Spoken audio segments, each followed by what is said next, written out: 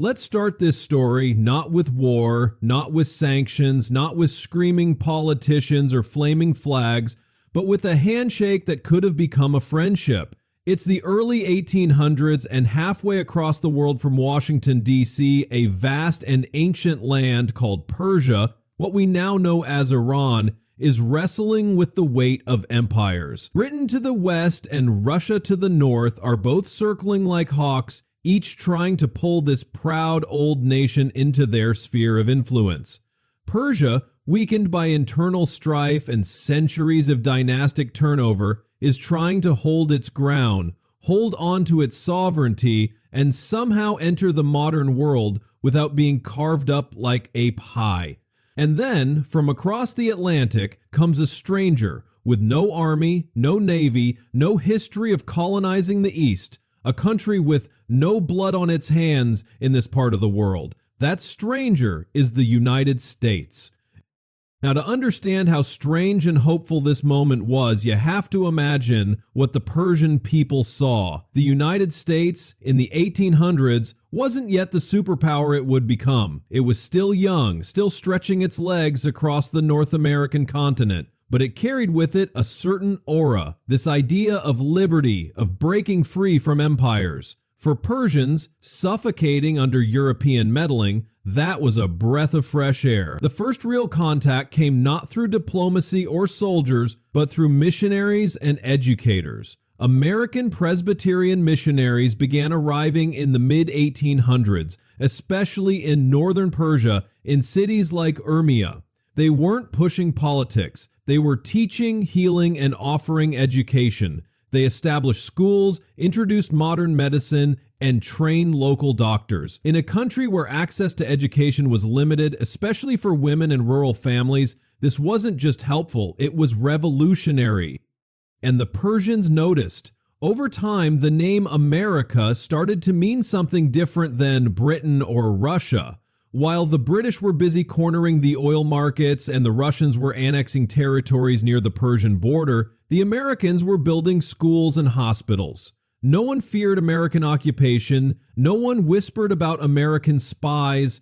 The United States had no navy parked in the Gulf, no puppet rulers, no strings. To many Persians, it looked like maybe, just maybe, was a foreign power that could be trusted. In fact, for much of the 19th and early 20th centuries, Persia looked to the United States as a kind of moral alternative to the predatory European empires. That may sound strange now, but back then it was sincere. There was even a moment in 1911 when Persia, desperate for economic reform, invited an American financial expert named Morgan Schuster to help reorganize its finances. A foreigner, yes, but one the people trusted. He took on corruption, tried to strengthen Iran's financial independence, and was, unsurprisingly, kicked out after just 8 months under pressure from, you guessed it, Britain and Russia. Still, the American image remained remarkably positive. You have to understand, to a nation constantly being pushed around, the idea of a powerful country that wasn't trying to dominate you felt almost unbelievable. But it wasn't just about perception. There was for a while a real human connection.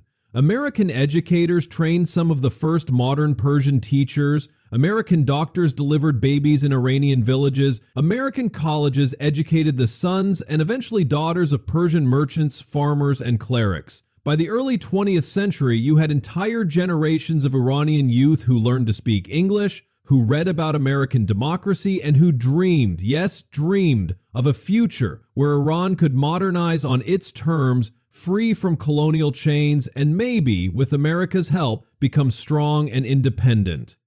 Now, the 20th century brought major changes to both countries. In Iran, the Qajar dynasty collapsed under pressure from within and without. The man who rose from the ashes was Reza Khan, a military officer who would crown himself Reza Shah Pahlavi.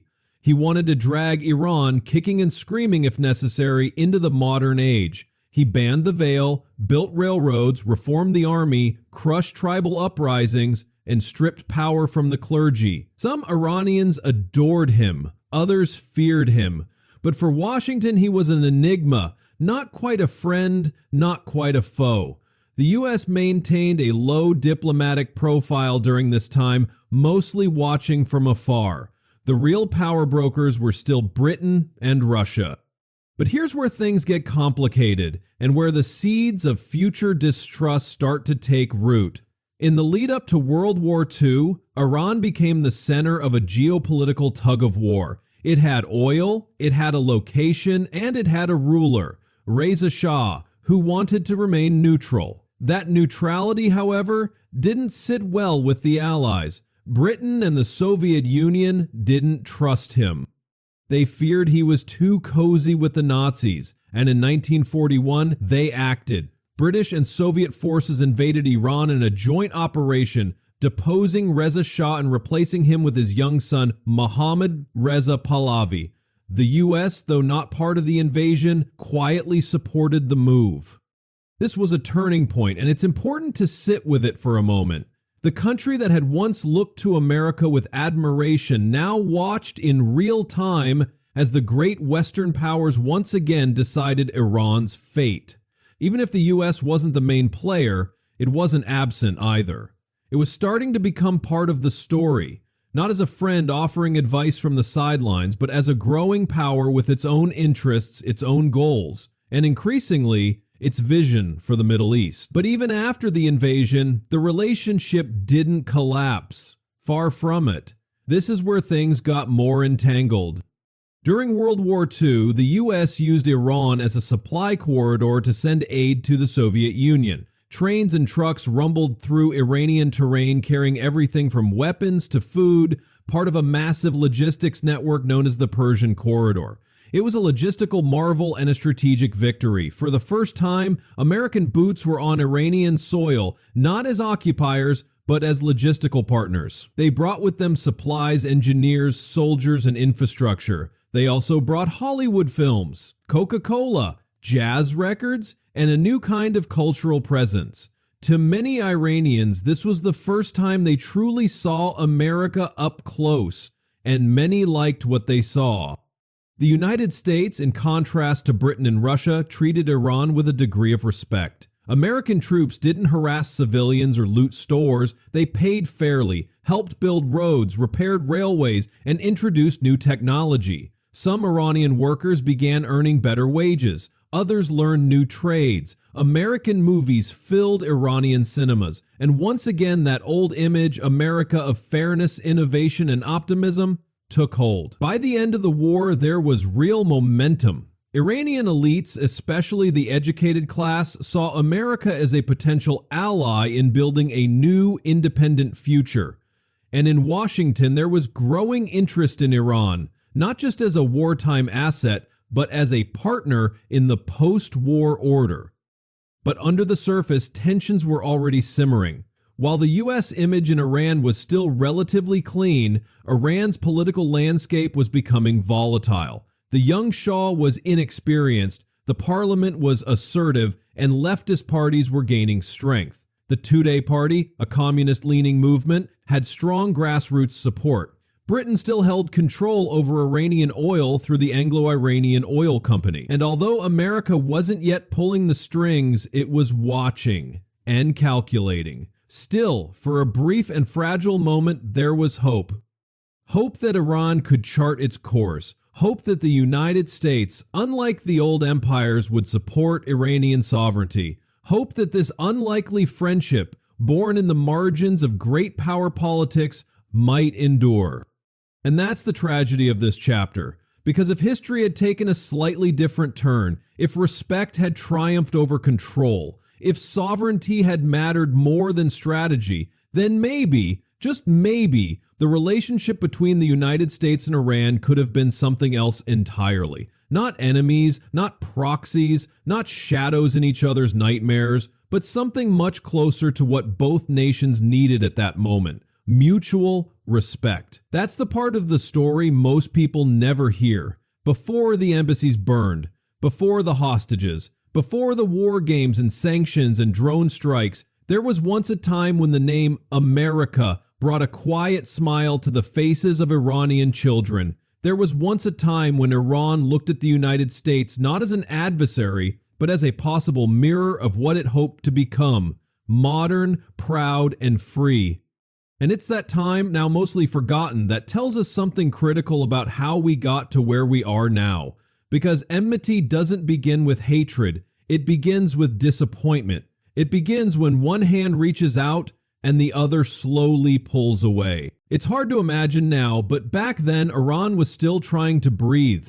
The Second World War had ended, the young Shah was on the throne, and the people of Iran were looking around and asking, what kind of country do we want to be? After years of being pushed and pulled by foreign powers, many Iranians had come to a boiling point. They didn't want another puppet regime. They didn't want another deal that only benefited outsiders. They wanted their country back, their land, their future, and most of all, their oil. That single resource, dark and sticky and buried deep beneath the earth, was at the center of everything. For decades, Iranian oil had filled the ships, tanks, and factories of the British Empire. The Anglo-Iranian Oil Company, what would later become British Petroleum, was extracting millions of barrels from Iranian soil, but giving the Iranian people a sliver of the profit. The fields were in Iran, the workers were Iranian, but the wealth? That flowed straight to London. The resentment wasn't just about numbers, it was about dignity. It was about being treated as less than equal in your land. It was about watching your nation's lifeblood fund foreign empires while your schools and hospitals were crumbling. And this wasn't a secret. Iranians knew what was happening. They could see it, feel it, and they were getting angry. So when a man named Mohammad Mossadegh stepped onto the national stage, he wasn't just another politician, he was a storm.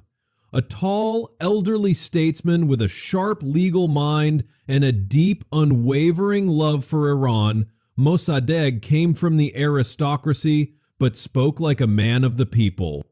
He wasn't interested in slogans or empty gestures. He had a mission: to free Iran from foreign control, starting with oil. In the year 1951, with swelling support from the parliament and the public, Mossadegh did something no one else had dared to do. He nationalized Iran's oil industry.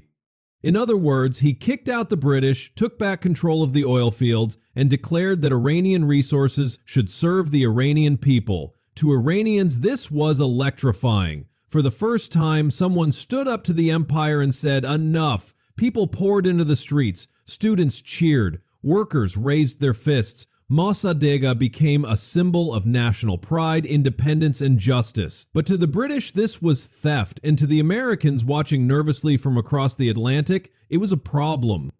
The early 1950s were a tense time globally. The Cold War was heating up. The Soviet Union was expanding its influence. China had just gone communist. The Korean War was raging. Washington was terrified that any country slipping out of Western control might fall into the arms of Moscow. And even though Mossadegh wasn't a communist, he despised both the Soviets and the Tudeh Party, Iran's communist faction. His assertive nationalism made the West nervous. He talked about non-alignment. He wanted to chart an independent path. But in the climate of Cold War paranoia, independence looked a lot like rebellion.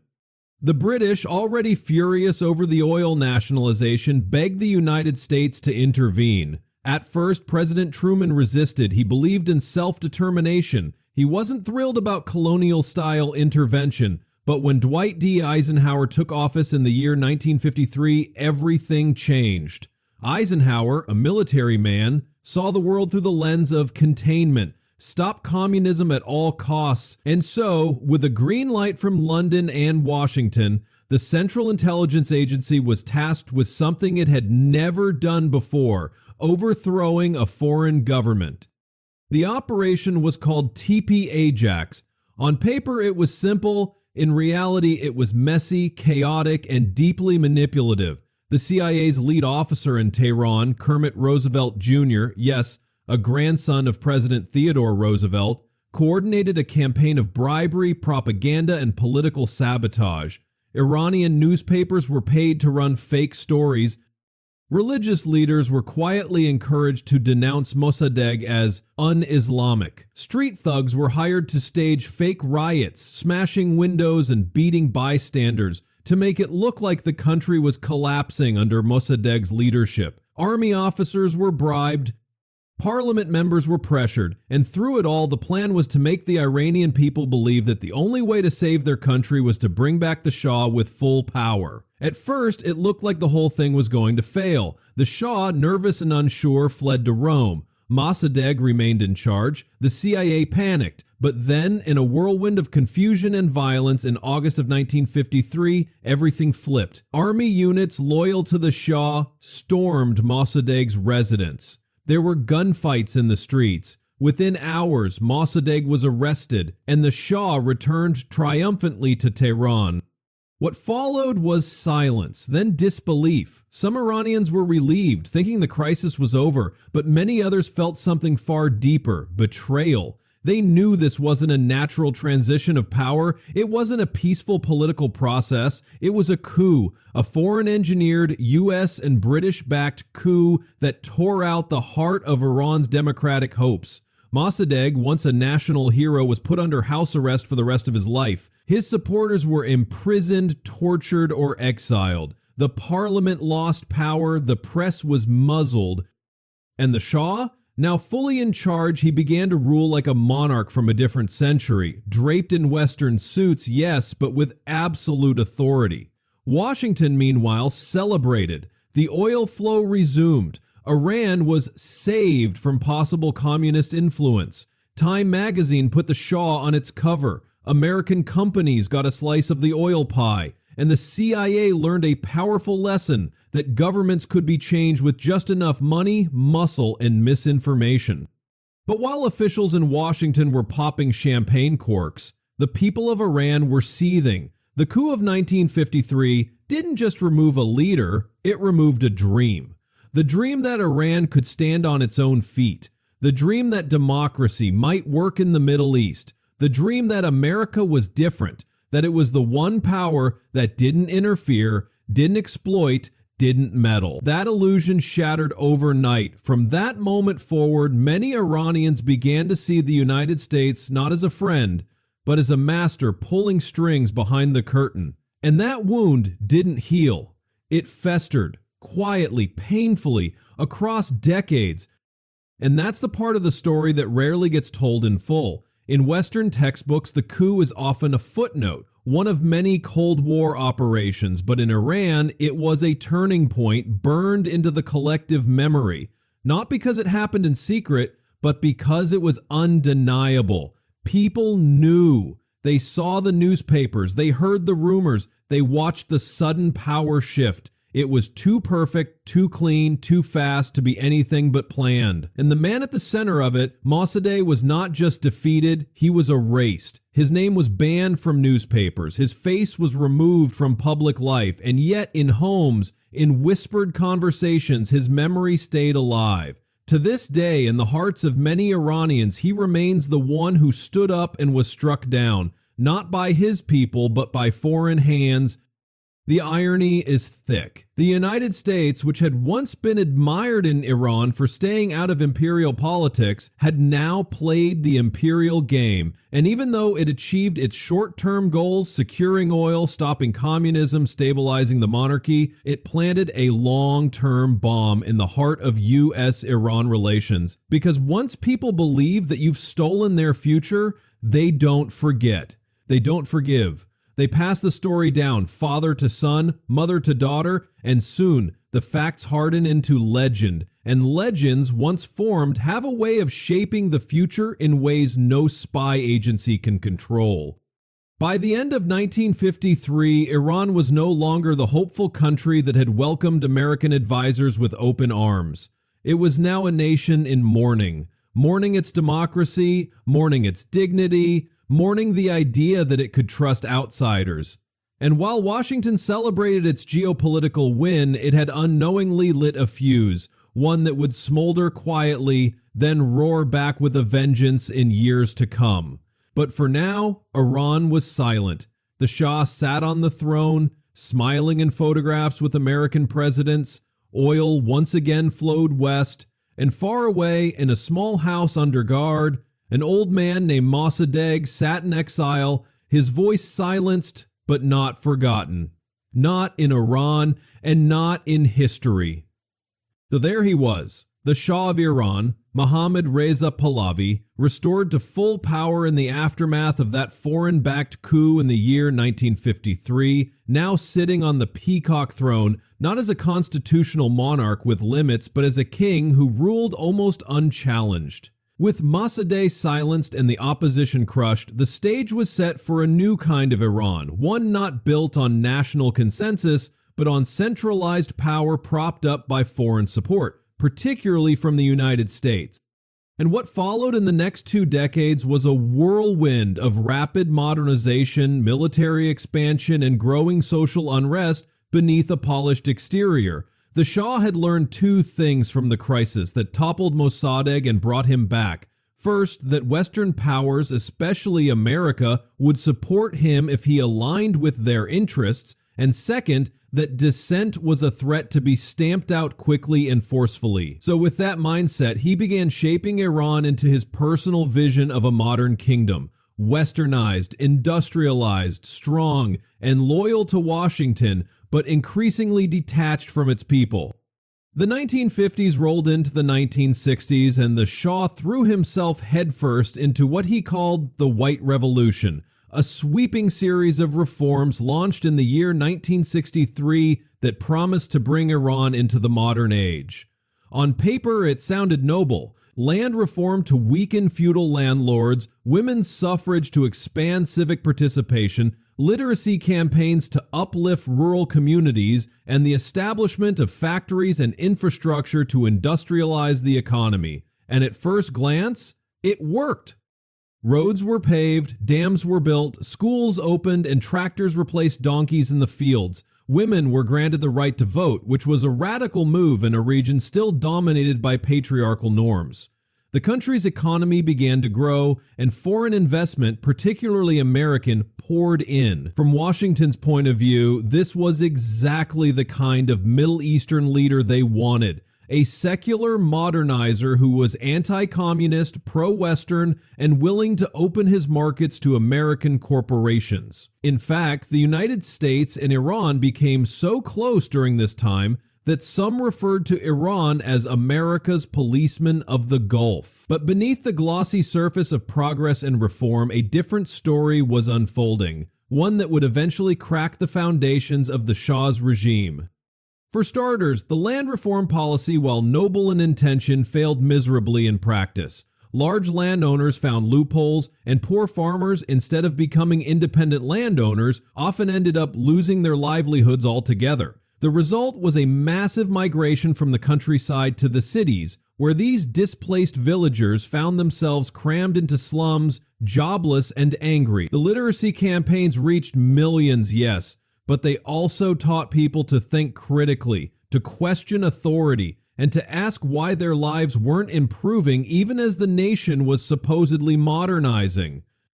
Religious leaders, especially the traditional Shia clergy, felt sidelined and disrespected, especially when Western influences began to saturate Iranian culture. American movies, miniskirts, alcohol, and secularism flowed in through the cities like a flood, and to many in the traditional population, it felt like the soul of Iran was being ripped away in the name of progress. Ayatollah Ruhollah Khomeini, then a relatively unknown cleric, was among the first to publicly challenge the Shah's direction. In a powerful speech in the year 1963, he condemned the White Revolution as a sham and accused the Shah of betraying Islam and selling the country's independence to the West.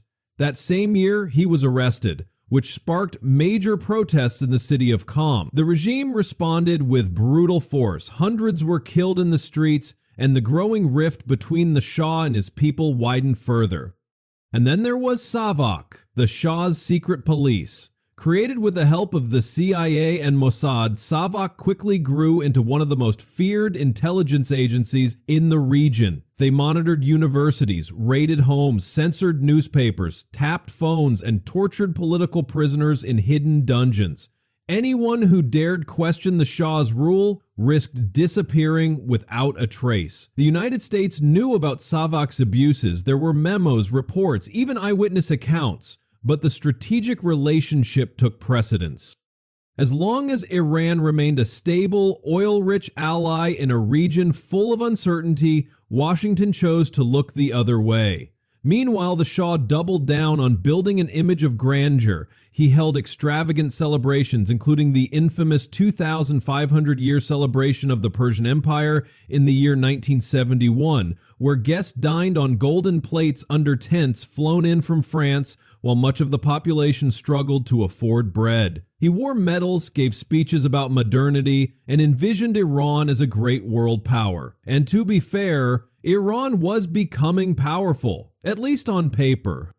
Flush with oil revenue after the OPEC oil embargo in the early 1970s, Iran became one of the richest and most heavily armed countries in the Middle East. American defense contractors sold the Shah the latest weapons, jets, and tanks. In 1972, President Richard Nixon visited Tehran and essentially gave the Shah a blank check to buy whatever military equipment he wanted, making Iran the single largest purchaser of U.S. arms outside of NATO.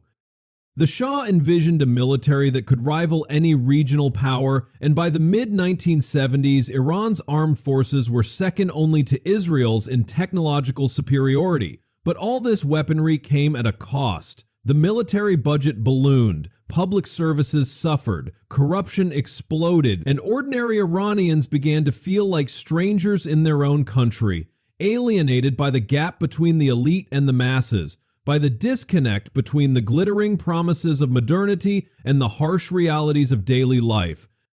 In the capital city of Tehran, a small minority lived in luxury, driving imported cars, shopping at Western-style malls, and sending their children to schools in Europe and America. But just a few kilometers away, millions lived in slums with open sewers, broken homes, and no access to clean water. The middle class, who had once hoped the White Revolution would deliver economic opportunity, now found themselves drowning in inflation, high rents, and job insecurity. Intellectuals, students, clerics, and workers all felt the same creeping frustration, that this wasn't the Iran they had been promised. It wasn't freedom, it wasn't justice, it wasn't independence. It was an illusion crafted in Washington, enforced by Savak, and sold to the world through glamorous state propaganda. And the Shah himself began to change. Once somewhat reserved and careful, he became increasingly authoritarian and out of touch. Surrounded by sycophants and shielded from criticism, he dismissed any dissent as ungrateful, unpatriotic, or communist-inspired. His speeches grew more grandiose, his surveillance more suffocating, and his grip tighter. He believed he was the chosen one to lead Iran into a glorious future, and anyone who doubted that vision was considered a threat. But power built on fear is never stable, and by the late 1970s, the cracks were everywhere. University campuses were on edge, underground movements were organizing in mosques, factories, and basements.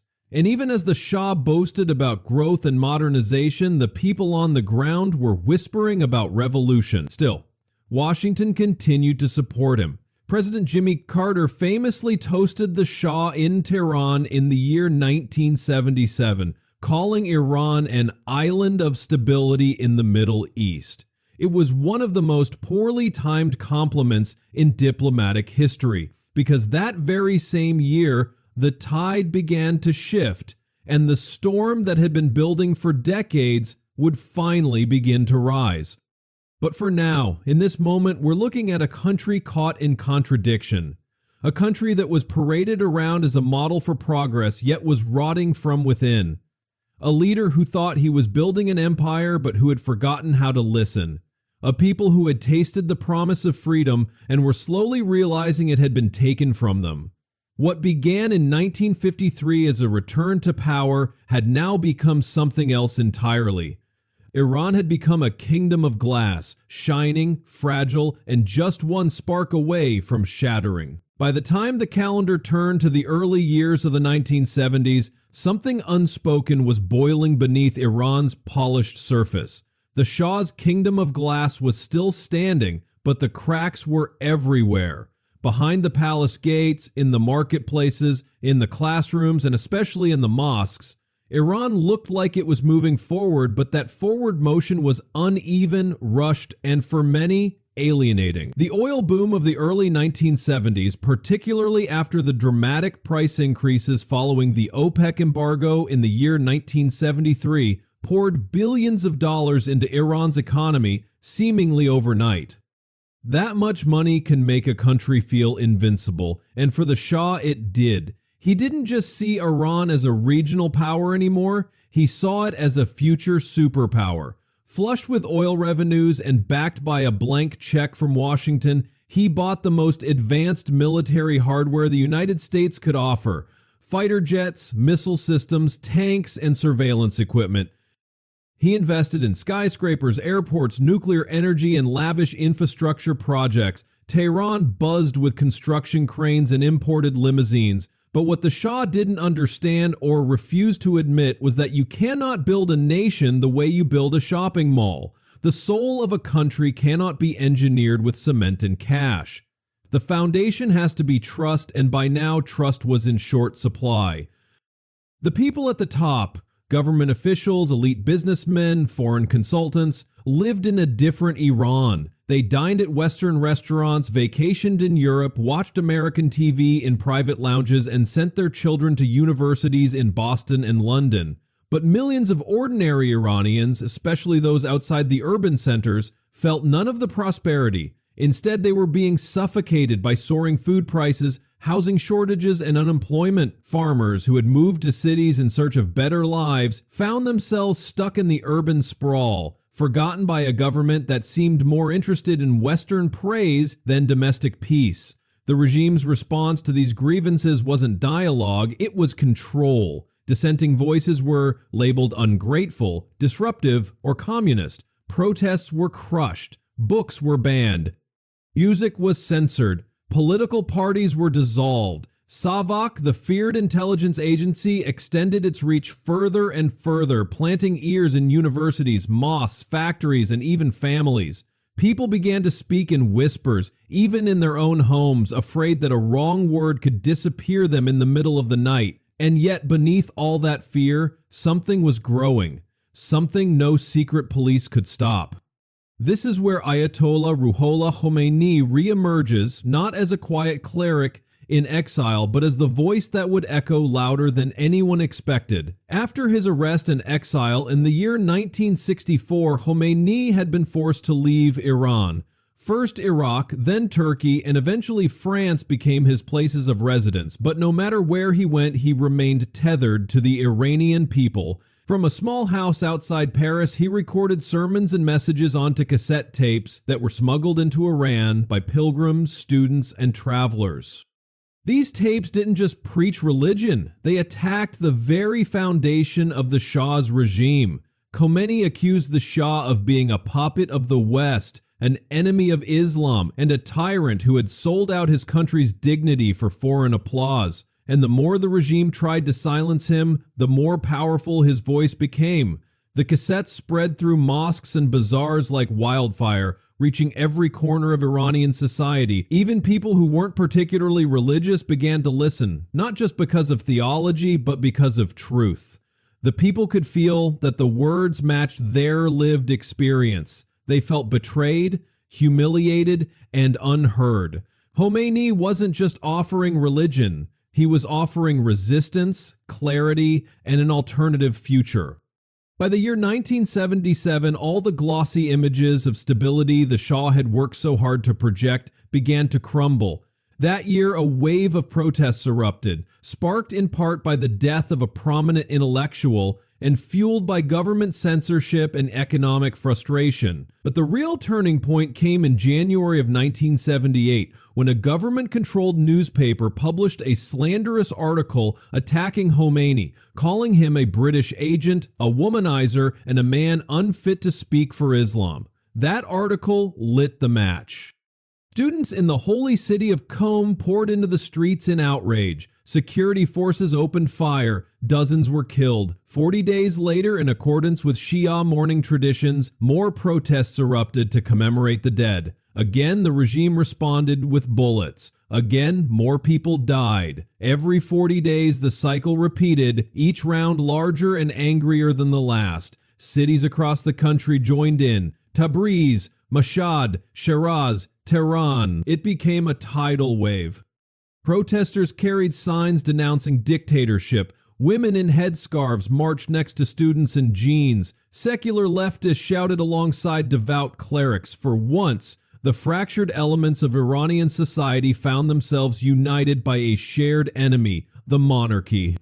The Shah, increasingly isolated and visibly anxious, tried to calm the storm. He shuffled prime ministers, promised reforms, and even allowed limited press freedom. But it was too little, too late. No one believed him anymore. The promises ran hollow. The damage was done. What had begun as scattered protests had now become a full-scale revolution in motion.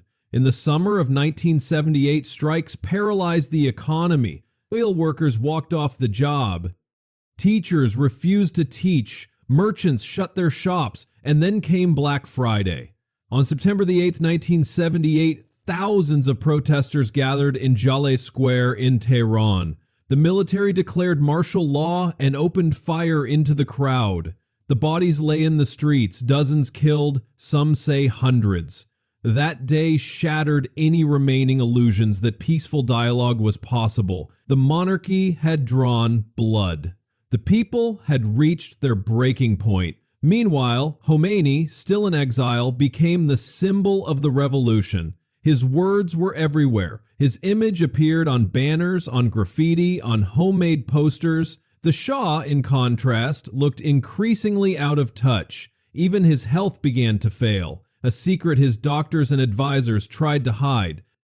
By the final months of 1978, the country was ungovernable. Millions of people marched in the streets of Tehran, the largest demonstrations in Iranian history. The military began to crack. Some soldiers refused to fire on civilians, others quietly defected. The Shah, exhausted, defeated, and desperate, made one final decision. On January the 16th, 1979, he left Iran, what he called a vacation, but everyone knew it was exile.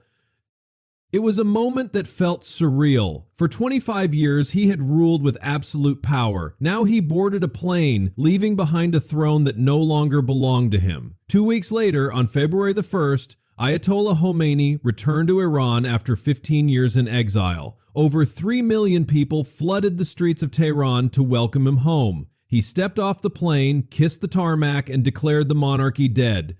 The Islamic Republic, he said, was being born not through force, but through the will of the people. But that February wasn't calm. Armed clashes still erupted, the military remained split.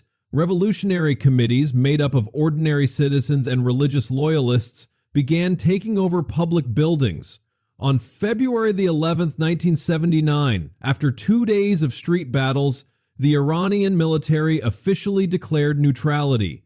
Tanks rolled away, barracks were abandoned, the revolution had won. The Shah's generals were arrested, the old order collapsed like a house of cards. In less than 1 year, the most powerful regime in the Middle East had fallen, not from foreign invasion, but from the bottom up, by its own people.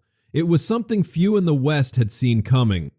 The CIA, the State Department, the White House, they were all caught off guard. They had believed their ally was strong, they had believed the guns and the money and the modernization would hold, but they didn't understand Iran. They didn't understand that underneath the polished marble of the palaces and the promises of reform, the soul of the country had been suffocating. And now it had broken free. The revolution wasn't clean, it wasn't simple, and it wasn't over. But it was real. And in that moment, in the cold, crowded streets of Tehran, everything had changed. The Shah was gone. The people had risen, and the world would never look at Iran the same way again. The revolution had happened. The Shah was gone, the monarchy had collapsed, and Ayatollah Khomeini, returning from exile in February of 1979, was now the face and voice of a nation in upheaval. The streets of Iran had roared with celebration, but almost immediately the question began to hang in the air. What comes next? Revolution is exhilarating, but governance is messy. Iran wasn't just a country that had thrown off its ruler. It had thrown off an entire system, and now it had to figure out how to rebuild from the rubble. The monarchy had fallen in a matter of months, but the new republic would take years to define. For Khomeini and his supporters, the vision was clear. This would not be a Western-style democracy or a secular republic. It would be something entirely new, something rooted in Shia Islamic principles and led by clerical authority. In March of 1979, a national referendum was held, and over 98% of voters approved the creation of an Islamic republic. But that number didn't tell the whole story. Many secular Iranians, nationalists, leftists, and minorities boycotted the vote, believing the revolution had been hijacked by religious hardliners. The once diverse coalition that had united to overthrow the Shah was beginning to fracture. Behind the scenes, power was consolidating fast. Revolutionary courts began executing officials from the previous regime. Political parties were outlawed or tightly controlled. The media was muzzled. What had been sold as a people's revolution was quickly becoming a clerical state, with Khomeini at the center of it all. And yet, despite the turmoil, the United States was still watching closely, trying to figure out what kind of Iran this was going to be. At first, American officials held on to a sliver of hope that diplomacy might survive. Washington had lost its strongest ally in the region, but perhaps some thought Iran could still be a partner, different, yes, but not necessarily hostile. That hope would not last long. The real break came not from government-to-government negotiations, but from the streets, from the students, the anger and the trauma that still lived in the bones of the Iranian people. On November the 4th, 1979, everything changed. That morning, a group of Iranian students stormed the United States Embassy in Tehran. These were not fringe radicals. They were mostly young, educated Iranians who saw the embassy not as a building, but as a symbol of everything they believed had gone wrong with their country. They believed the United States was already planning another coup, another betrayal like in 1953. They had just watched the Shah, a man they saw as a brutal dictator, be welcomed into the United States for medical treatment. To them, it looked like history was repeating itself, like the old imperial master was getting ready to reinstall its favorite puppet. So they acted. They climbed the walls, they overpowered the guards, they took over the embassy compound, and inside they captured 52 Americans, diplomats, Marines, and staff, men and women who suddenly found themselves prisoners in their own workplace. The news spread like wildfire. Around the world, television screens flickered with images of blindfolded hostages, of crowds shouting "Death to America," of flags burning and fists raised. In Washington, there was shock, then outrage. President Jimmy Carter, already struggling politically, found himself in an impossible situation. He had to protect American lives, but any aggressive move could provoke more violence. He chose restraint at first, issuing economic sanctions and freezing Iranian assets. But the longer the crisis dragged on, the more it consumed everything. What was supposed to be a short standoff turned into a diplomatic nightmare. Days turned into weeks, weeks into months, and through it all the hostages remained in limbo, caught between two governments that had completely stopped speaking the same language.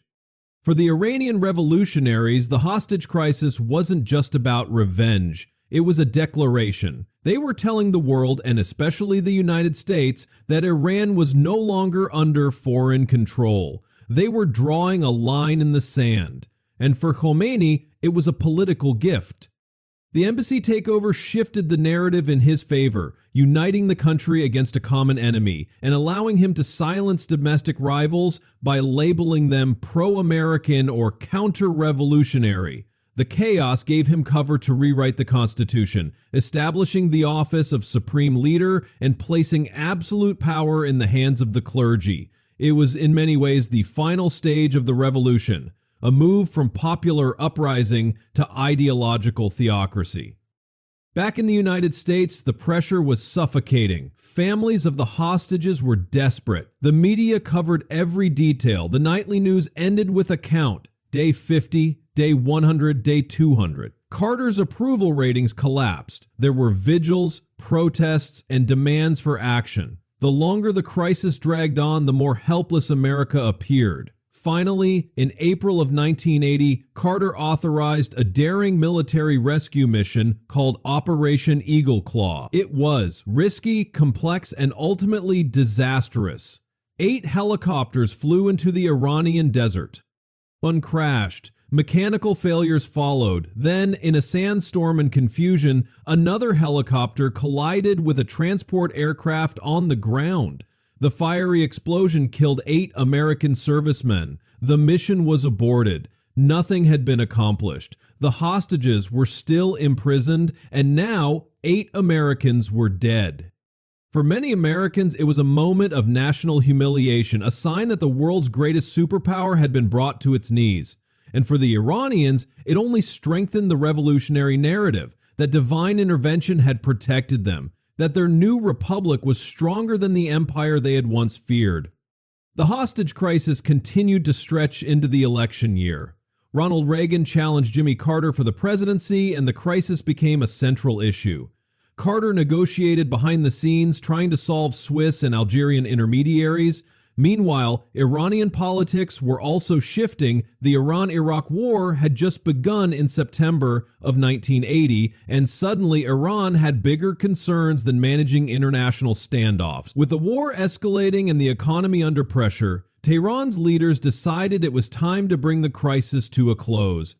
On January the 20th, 1981, minutes after Ronald Reagan was sworn in as president, the hostages were released. After 444 days in captivity, they boarded a plane in Tehran and flew to freedom. The timing was no accident. It was Iran's final snub to Carter and a calculated move to start a new page, at least symbolically, with the Reagan administration. But even though the hostages came home, the damage had been done. Diplomatic ties between the United States and Iran were severed, embassies were closed, trust was obliterated, and a narrative was set in stone, one where Iran was no longer a misunderstood revolution, but an enemy.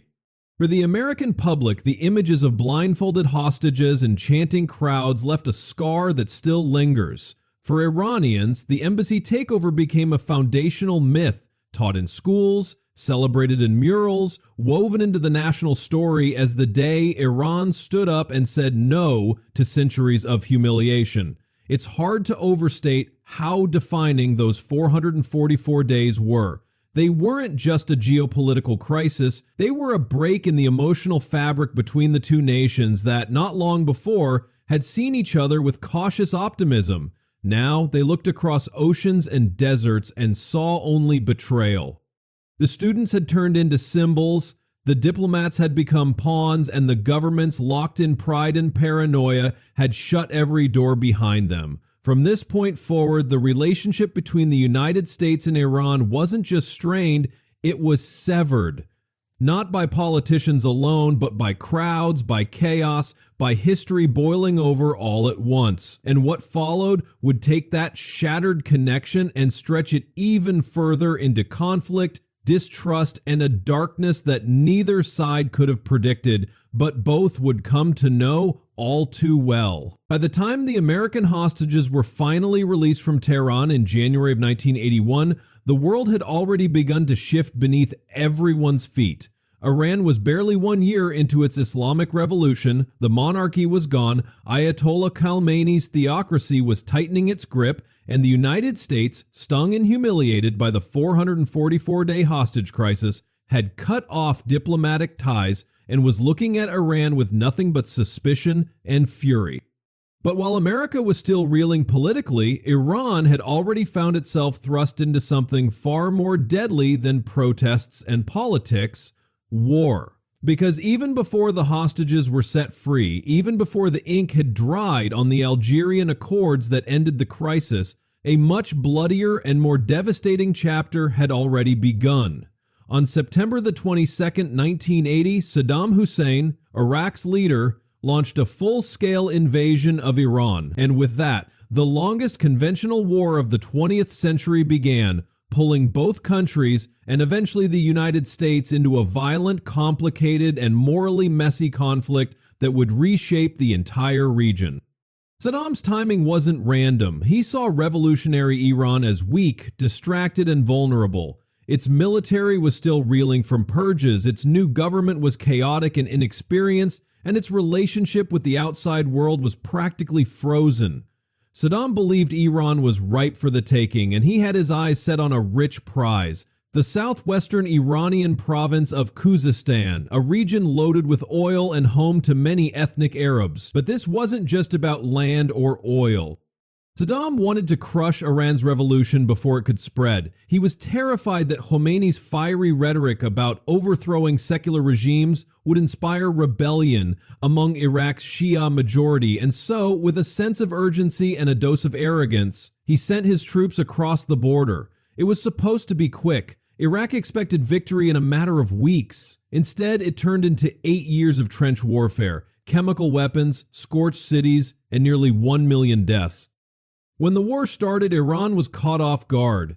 Its army had been gutted by revolutionary purges. Many of its generals had been executed. Its air force and navy were understaffed and poorly supplied. And yet, something happened that Saddam didn't count on. The Iranian people, who just a year before had been protesting in the streets against their government, now poured into those same streets to defend their country from foreign invasion. Volunteers signed up in droves. Young boys, old men, farmers, students, clerics, and factory workers all took up arms. The state began organizing huge recruitment drives, mixing nationalism with religious devotion. In sermons and speeches, fighting in the war was described as martyrdom. Death on the battlefield was seen not as a loss, but as a sacred victory. Images of fallen soldiers were plastered across cities. Mothers publicly thanked God for the honor of their sons dying. Even school children joined the front lines. Some were sent into minefields with plastic keys around their necks, told they were the keys to paradise. It was raw, tragic, and deeply emotional. Iran, against the odds, didn't collapse. It fought back. And while this brutal war was being waged, the United States was watching closely. Just a few years earlier, Iran had been America's closest ally in the region. Now, after the hostage crisis and the revolution, Iran was seen as a dangerous, unpredictable enemy. So when Iraq invaded, many in Washington saw it as a possible opportunity. The thinking went like this: if Iran and Iraq want to fight each other, let them. The longer they weaken each other, the less of a threat they pose to America's interests. But over time, the U.S. position tilted more clearly in favor of Iraq. Even though Saddam Hussein wasn't exactly a friend, he was known for being ruthless and unpredictable. The Reagan administration believed that he was the lesser of two evils. And from the perspective of Cold War logic, anything that hurt Iran, hurt Khomeini, and kept revolutionary Islam from spreading was seen as a win. So, behind closed doors, the United States began quietly supporting Iraq. This included intelligence sharing, satellite imagery, and access to American companies that provided materials Iraq could use for weapons, including chemical ones. That support might have been behind the curtain, but the consequences were brutally visible. As the war dragged into the mid-80s, Iraq began using chemical weapons on a massive scale. Iranian troops were attacked with mustard gas and nerve agents, entire villages were hit, civilians were blinded, burned, and suffocated. In one of the worst atrocities, Iraq even used these weapons on its Kurdish population in the town of Halabja. Thousands died in a single day. The world knew, reports circulated, photos leaked. But Washington stayed quiet. The United States not only continued to support Iraq, it actively helped prevent the United Nations from holding Iraq accountable. The goal, always, was to make sure Iran didn't win. But Iran didn't stop fighting. It pushed Iraqi forces back and at times crossed the border into Iraq itself. Khomeini refused to negotiate. He declared the war a holy defense. He believed victory was within reach, and for a while it looked like it might be. But the cost was devastating. Cities like Khorramshahr were reduced to rubble. Iran's economy, already damaged by sanctions and isolation, was collapsing. Thousands of young men were dying every month. Yet the regime pressed forward. Propaganda films, posters, and public funerals kept the nation emotionally invested, and for the people, there was no other option. Survival became a kind of resistance. Defeat was unthinkable. As both sides bled, the war spilled into the Persian Gulf. Iran began attacking oil tankers headed to Iraq or its Arab allies. In response, Iraq started targeting Iranian oil terminals. Soon, neutral ships from around the world were being hit. Global oil prices fluctuated, shipping routes were threatened. The United States, fearing an economic crisis and rising tensions with the Soviet Union, stepped in directly. In 1987, American warships began escorting Kuwaiti oil tankers through the Gulf. To avoid direct attacks, the ships were reflagged with American flags, meaning any attack on them would be seen as an attack on the United States. This was not a small move. It was a major military presence in Iranian waters. Iran responded by mining the Gulf. U.S. ships were hit. On April 14, 1988, the USS Samuel B. Roberts struck a mine, blowing a massive hole in its hull. 10 sailors were injured. Washington launched Operation Praying Mantis in retaliation, one of the largest naval battles America had fought since World War II. Iranian ships were sunk, oil platforms were destroyed, dozens of Iranian sailors were killed. But the worst blow came just months later. On July 3rd, 1988, in the middle of all this tension, the USS Vincennes, a U.S. Navy cruiser patrolling the Persian Gulf, fired 2 missiles at what it believed was an attacking Iranian fighter jet. In reality, it was Iran Air Flight 655, a commercial Airbus carrying 290 civilians, including 66 children. The plane was blown out of the sky. Everyone on board was killed. The United States called it a tragic mistake. Iran called it a massacre. The U.S. never issued a formal apology, though compensation was eventually paid. In Iran, the grief was overwhelming. It became a symbol of American cruelty, a fresh wound layered over years of pain. The airliner incident shook the region and helped push the war toward its end. By mid-1988, both Iran and Iraq were exhausted. Cities were in ruins, economies were in tatters, over 1 million people had been killed or wounded. Khomeini, once defiant, finally agreed to a ceasefire. In a speech, he called it drinking from a poisoned chalice, a deeply bitter surrender for a man who had preached resistance at all costs. The war ended with no clear winner. Borders remained the same, no prizes were claimed. The only things gained were graves, scars, and a deep sense of betrayal, especially for Iran, because from their perspective, they hadn't just fought Iraq, they had fought the entire world with the United States leading the charge against them.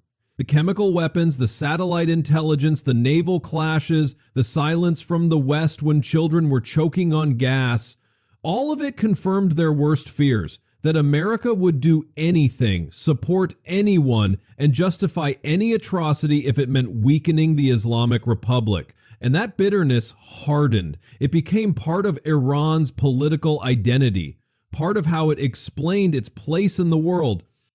So while the war ended in 1988, the hostility between Iran and the United States didn't. If anything, it had matured, transformed from a political standoff into a long-term enmity that ran deeper than just governments. It now lived in the minds of soldiers, in the stories of mothers who buried sons, in murals on city walls, in textbooks, and in Friday sermons.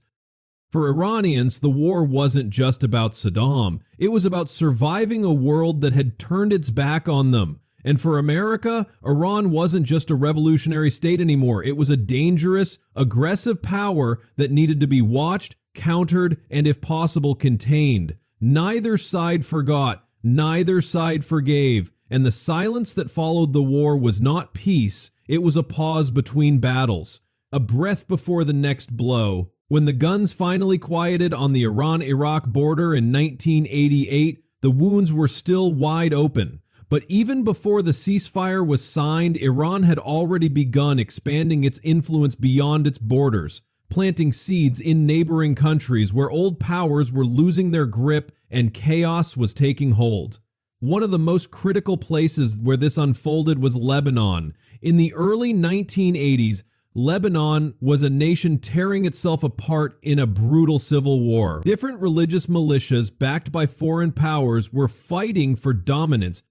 Syria had boots on the ground. Israel invaded in 1982. The Palestinians were deeply involved, and into that chaos, Iran saw opportunity, not just to protect Shia Muslims, who were often sidelined in Lebanese politics, but to export the core message of its Islamic revolution. So in 1982, as Israeli tanks rolled into Beirut and Palestinian fighters were forced out, Iran deployed hundreds of Revolutionary Guards into Lebanon, setting up operations in the Bekaa Valley with Syria's quiet approval.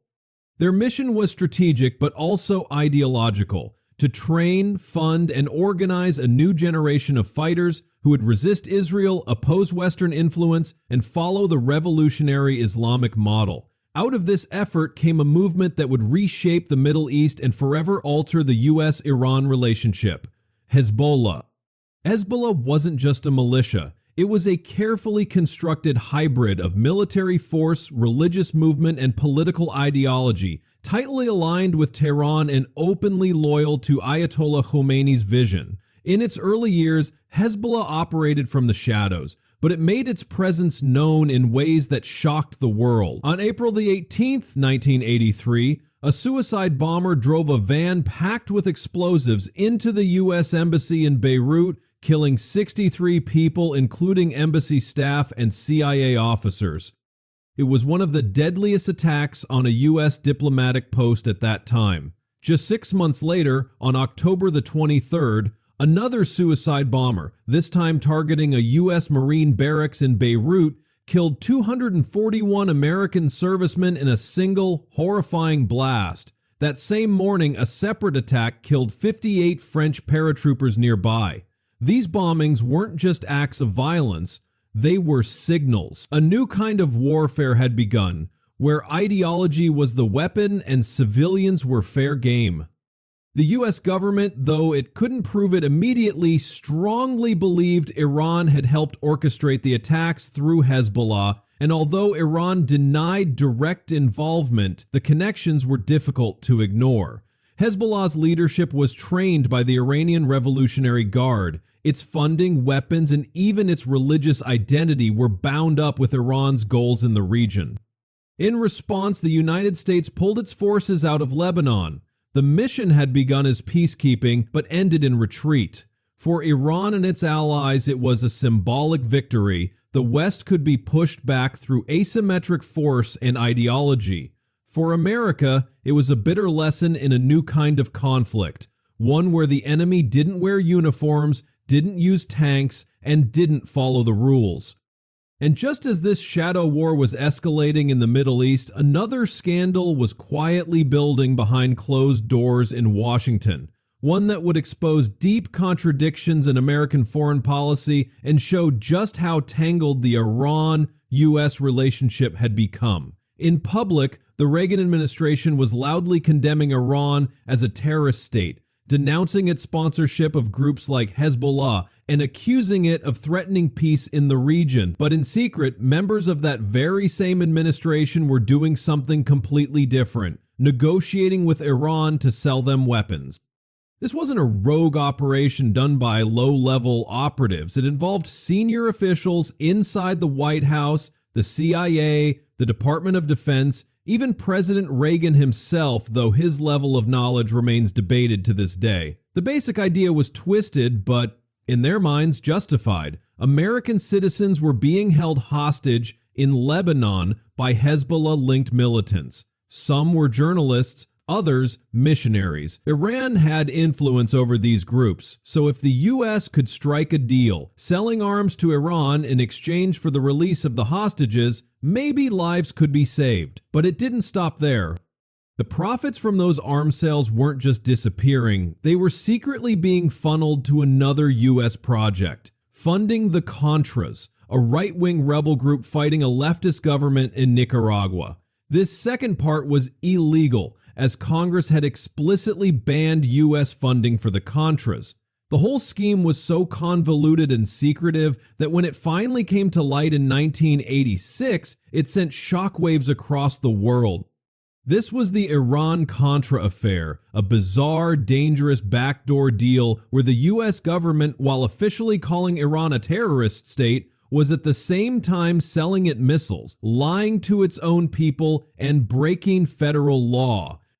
The fallout was immediate and explosive. Journalists uncovered the operation, congressional hearings were held, key players like Lieutenant Colonel Oliver North became household names. President Reagan went on national television to explain himself. He said, "We did not, repeat, did not trade weapons or anything else for hostages." But later, he admitted that mistakes were made. Documents were shredded. Testimonies contradicted each other.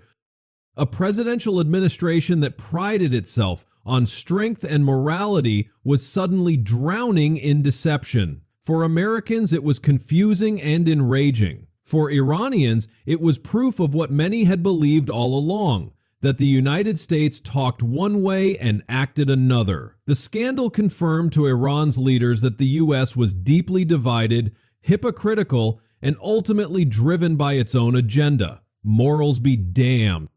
But Iran-Contra wasn't just a scandal. It was a turning point in how both countries saw each other and how they operated.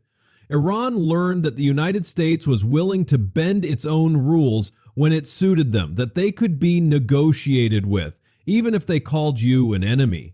And the US learned, again, that its involvement in the Middle East was never going to be clean or clear-cut. Even with the best intentions, alliances and enemies shifted quickly, and moral clarity was often lost in the fog of strategy.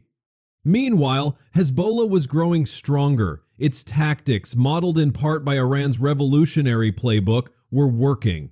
It had become more than just a militia. It was evolving into a political force, a cultural movement, a state within a state. And while the West kept labeling it as a terrorist group, in parts of Lebanon, it was seen as a provider of services, a defender of Shia communities, and a legitimate actor in the fight against Western domination. By the end of the 1980s, Iran had survived a devastating war, extended its influence into Lebanon, reshaped guerrilla warfare, and exposed cracks in American leadership. It had lost hundreds of thousands of lives in the Iran-Iraq War, its economy was broken, but its revolutionary ideology had traveled through cassette tapes, through religious networks, through armed proxies, and it had stuck. And the United States, despite its overwhelming military and economic power, was learning a humbling lesson that in this new world of ideological warfare and hidden alliances, bombs and tanks weren't enough to guarantee victory.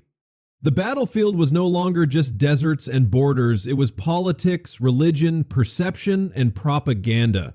Iran and the US were no longer just geopolitical opponents, they were locked in a deeper, colder, more psychological war where truth was elusive and trust was impossible. And as the dust settled on a decade of betrayals, bombings, and backroom deals, one thing was certain: neither side was backing down. As the 1980s gave way to the 1990s, the world began to shift. The Cold War was ending, the Soviet Union was collapsing, and the United States emerged from the rubble of global rivalries as the planet's lone superpower. American flags flew in victory over the deserts of Kuwait after Operation Desert Storm in 1991, and Washington suddenly had a freer hand to reshape the post-Cold War world. But while new doors were opening in Eastern Europe and former Soviet states were rushing to embrace capitalism and diplomacy, one door remained firmly shut: Iran. The events of the past decade had left too many wounds. For the United States, Iran was still defined by the hostage crisis, the Marine barracks bombing, the death to America chants, and a growing suspicion that the Islamic Republic was not just an enemy of the US, but a destabilizing force across the entire Middle East. And for Iran, America was still the great manipulator, the power that armed Saddam, ignored chemical warfare, protected Israel, and tried to strangle Iran with sanctions and isolation. There was no reset button. There was only mistrust, layered over more mistrust. And yet, under all of that, there were flickers, small hesitant moments, where the possibility of something different briefly appeared. At the start of the decade, Iran was reeling. The Iran-Iraq war had left the country battered, economically exhausted, and emotionally drained. The nation's infrastructure was damaged, its oil exports had dropped, and an entire generation of young men had either died in the war or returned home with shattered bodies and haunted minds. The revolution was over a decade old, but it still hadn't delivered the kind of justice and prosperity so many had hoped for. The clerics were in power, but they were divided between pragmatists and hardliners. And outside Iran's borders, its reputation remained toxic. Western nations viewed Iran as a sponsor of terrorism. Its support for groups like Hezbollah and Palestinian militants had only grown stronger. Its rhetoric against Israel remained fiery and absolute, and its internal human rights record, particularly its crackdowns on journalists, women, and political dissidents, kept Iran under the spotlight for all the wrong reasons. In the United States, newly elected President Bill Clinton took office in 1993 with a forward-looking foreign policy agenda. But when it came to Iran, the message was simple: isolation. In 1995, Clinton signed an executive order imposing a total trade embargo on Iran. American companies were banned from doing business with Iranian firms. Investments in Iran's oil and gas sectors were prohibited. The next year, Congress passed the Iran and Libya Sanctions Act, threatening penalties for foreign companies that invested more than $20 million in Iran's energy sector. The goal was to crush Iran economically, cut it off from the global market, and pressure its leaders to either change course or collapse under the weight of isolation. But the sanctions didn't bring regime change, they brought stagnation. The Iranian economy limped forward, corruption rose, black markets thrived. Ordinary Iranians bore the brunt of the pressure, rising food prices, medication shortages, joblessness, and in their frustration, many began to question not just the West, but also their own leadership.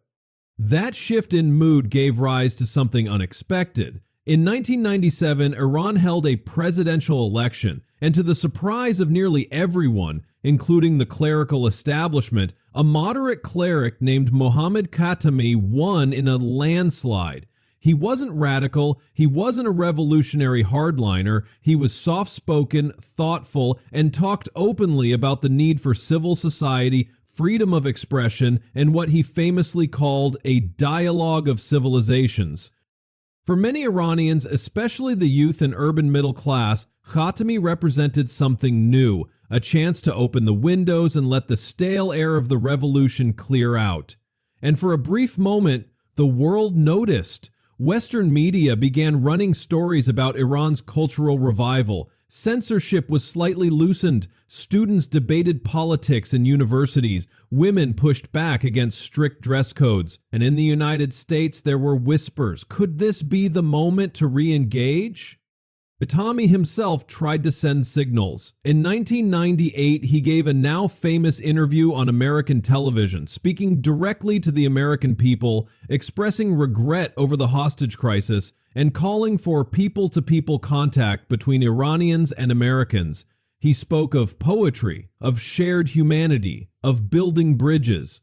The Clinton administration responded cautiously, hinting that the door was open if Iran was serious. But even as words softened, actions remained stuck. There was no formal dialogue, no trade resumed. No diplomatic missions reopened. Hardliners in Iran, terrified of losing their grip, fought back against Khatami's reforms. Newspapers were shut down, students were arrested, judges and clerics warned against Western infiltration. And in the United States, many lawmakers and security officials didn't buy Iran's charm offensive. They pointed to continued support for terrorism, to weapons smuggling, and to Iran's growing interest in nuclear technology. They didn't trust Khatami's smile. They wanted proof. They wanted change that was visible and measurable. And when they didn't see it, the moment passed. The most heartbreaking thing about the 1990s in US-Iran relations is that both sides had chances to pivot. There were windows, brief, fragile ones, where gestures could have been returned, phone calls made, paths cleared. But every time one side inched forward, the other either hesitated or pushed back.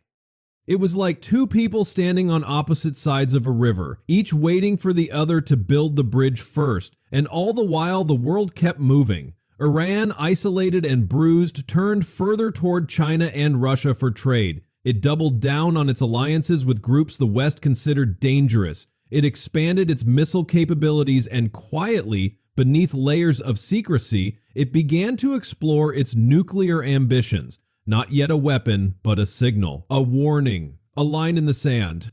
Inside Iran, the reformist movement struggled to hold on. Khatami had raised expectations but couldn't deliver on most of them. The parliament, filled with reformists at one point, was still beholden to unelected institutions like the Guardian Council, which had the power to veto laws and disqualify candidates. The judiciary remained in the hands of conservatives. And every step toward openness was matched by 2 steps back into repression. Students who protested for change were met with batons. Intellectuals were silenced. Dissidents disappeared. By the end of the decade, the reform wave had lost momentum, disillusionment set in, and the hardliners, emboldened by the failure of dialogue, began preparing for a return to full control. In the United States, the conversation around Iran remained stuck in a loop. Think tanks produced reports warning of Tehran's ambitions, sanctions became a permanent fixture, politicians used tough talk on Iran to score political points. Even when some in the intelligence and diplomatic communities urged a more flexible approach, their voices were drowned out by fear and memory. The hostage crisis still cast a long shadow. The Marine barracks bombing was still a scar. And the rise of Hezbollah, Hamas, and other Iran-backed groups meant that every act of violence in the region was, in American eyes, another reason not to trust Tehran. So as the 1990s came to a close, what remained was a quiet sadness, a sense that something had been missed. Not because the two countries were destined to be friends, but because they had failed to even talk like enemies who understood each other.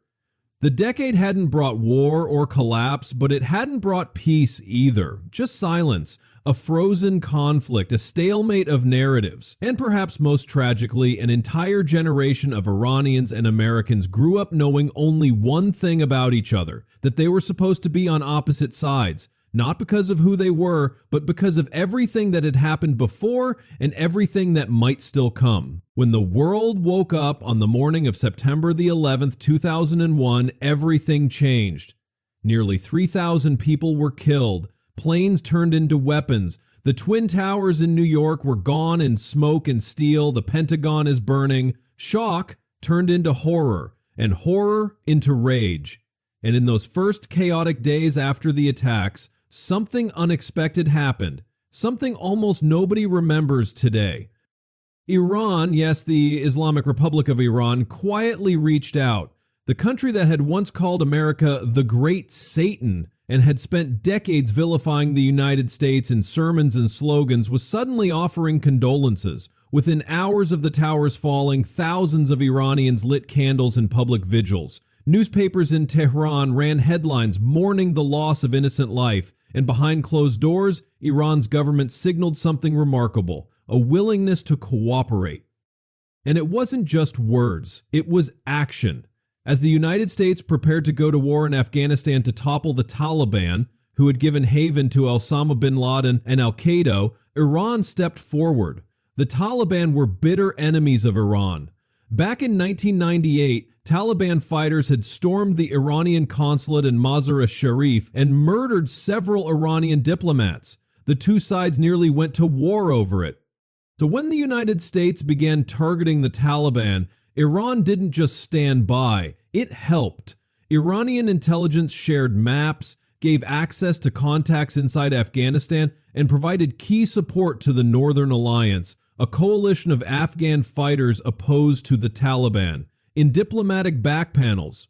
In places like Bonn, Geneva, and Paris, U.S. and Iranian officials met discreetly, face to face. They coordinated, they planned, and for a brief moment, both sides saw a glimpse of what could be possible: a common enemy, a shared goal, and maybe, just maybe, the beginning of something new.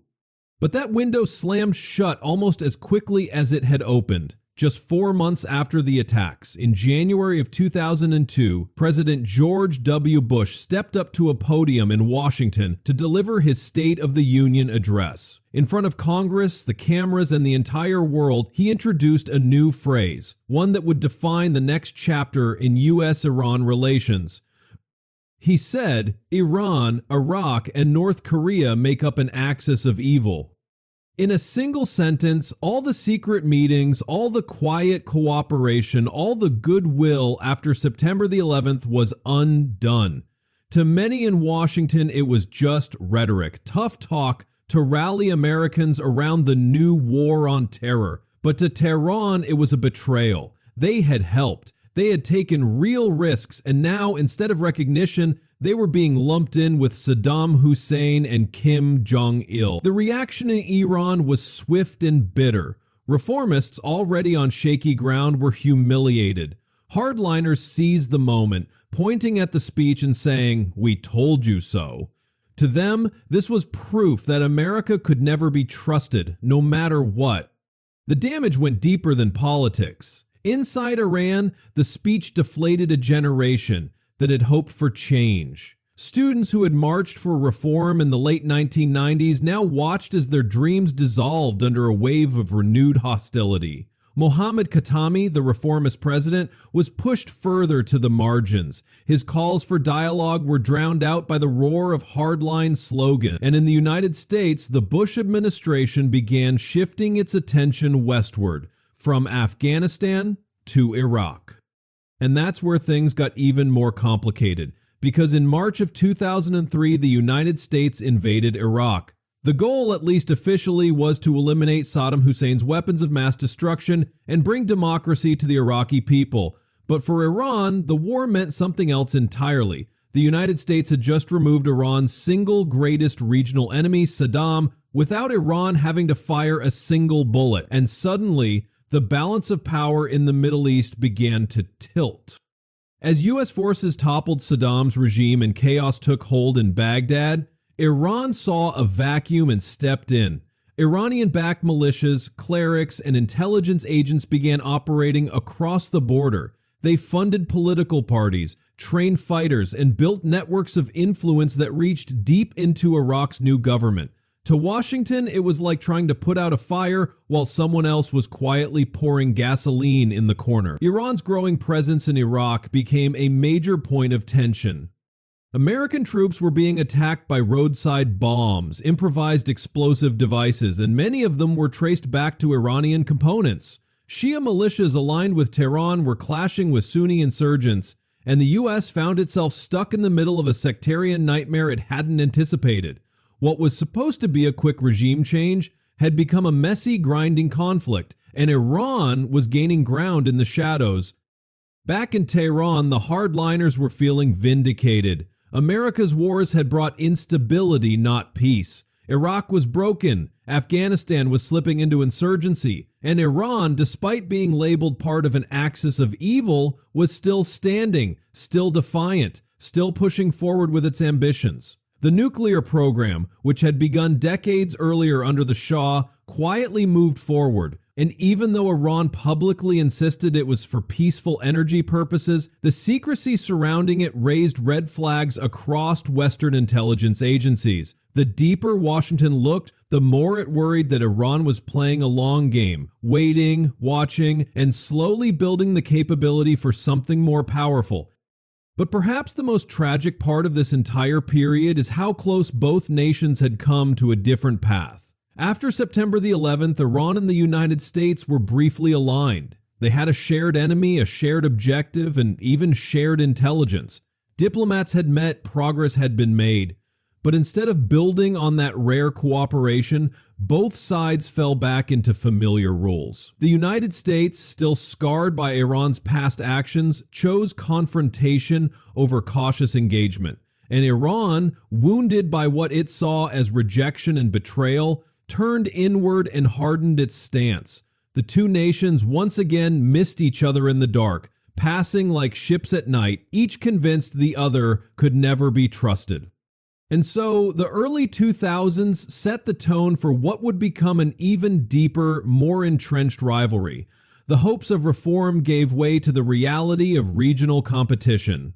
What might have been the start of something new became another chapter in the same old story, one of missed chances, escalating suspicion, and the steady march towards something neither side could fully control. Because by now, it wasn't just about policy or politics, it was about pride, it was about memory, it was about proving at all costs that you were right, even if it meant losing the chance for peace. By the time the smoke cleared over Baghdad in 2003 and Saddam Hussein's statue lay in pieces, the map of the Middle East had already begun to redraw itself, and Iran was watching every move.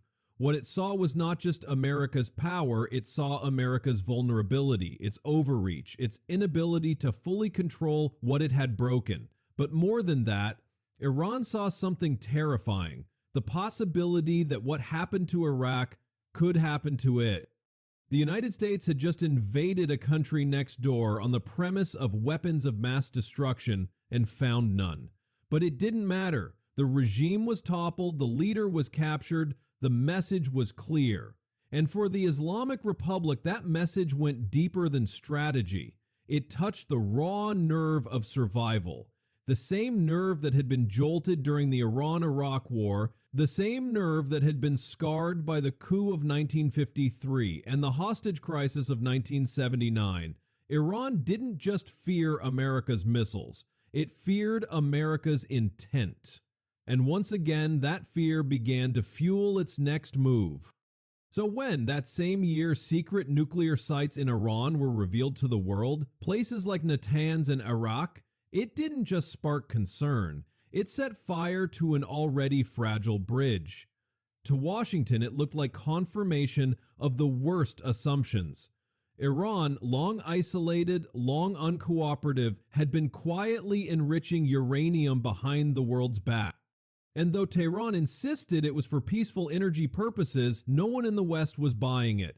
After all, Iran had a history of secrecy, of backing militant groups, of speaking in slogans and defiance. Now it was building centrifuges.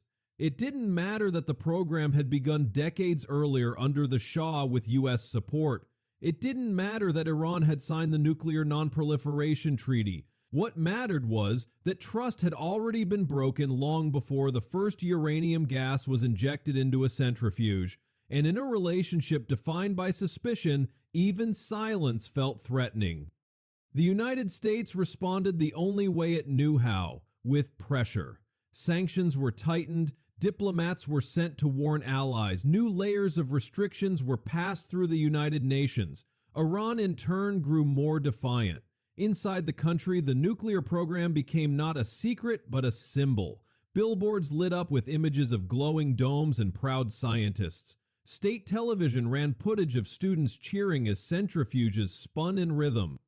The message was clear. This was not just about technology, it was about dignity, it was about showing the world, and especially the United States, that Iran would not bow. That it would not be bullied or broken, no matter how many economic nooses were tied around its neck. And in this standoff, something even more dangerous began to form.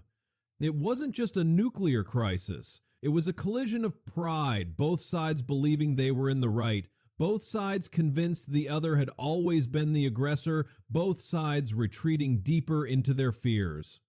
Then came the cyber attack. In 2010, Iranian engineers discovered something bizarre in their systems, a glitch, a malfunction, a ghost in the machine. It didn't take long to realize it wasn't an accident. The software, later named Stuxnet, was a weapon disguised as code. It didn't just infect computers, it destroyed hardware, silently sabotaging Iran's centrifuges from within. No explosions, no missiles, just lines of code quietly tearing through Iran's most sensitive infrastructure. Eventually, security experts traced it back to a joint operation between US and Israeli intelligence agencies. It was sophisticated, elegant, and effective. But for Iran, it was also humiliating. They hadn't even seen the attack coming. And the target wasn't just a facility. It was the heart of their self-premise, their pride. The lesson was brutal. Even your most sacred national projects aren't safe. You are being watched, manipulated, weakened, and you may never even know how. And while the world debated whether the cyber attack was justified, Iran's response was not technological. It was psychological. It became angrier, more paranoid, more convinced than ever that the West, especially the United States, was not interested in negotiation, only in domination. But behind the scenes, the pain was growing. The sanctions were no longer just a policy, they were suffocating real people. Banks froze, oil exports plunged, the Iranian rial lost more than half its value, ordinary families couldn't afford medicine, parents lined up for hours to find bread, hospitals struggled to source basic supplies, and through it all, Iranian state media blamed the United States. In homes across Iran, families turned on the news and saw American presidents speaking about freedom and democracy, but they felt only the tightening of the economic noose. In Washington, few saw these people. What they saw was a regime that supported terrorism, assassinated scientists, and smiled while building underground bunkers. To American policymakers, the pain was a necessary pressure. To Iranians, it was punishment for wanting independence, and between the two, a chasm widened, not just politically, but emotionally. Because enmity isn't only about what governments do, it's about what people come to believe about one another.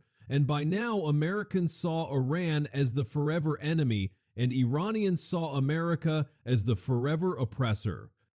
That mood wasn't helped by who was leading Iran at the time. Mahmoud Ahmadinejad, elected in 2005, became the voice of defiance. He mocked the West, denied the Holocaust, and declared that Israel would vanish. On the world stage, he wasn't just provocative, he was incendiary, and every speech he gave made it harder for the United States to argue that diplomacy was possible.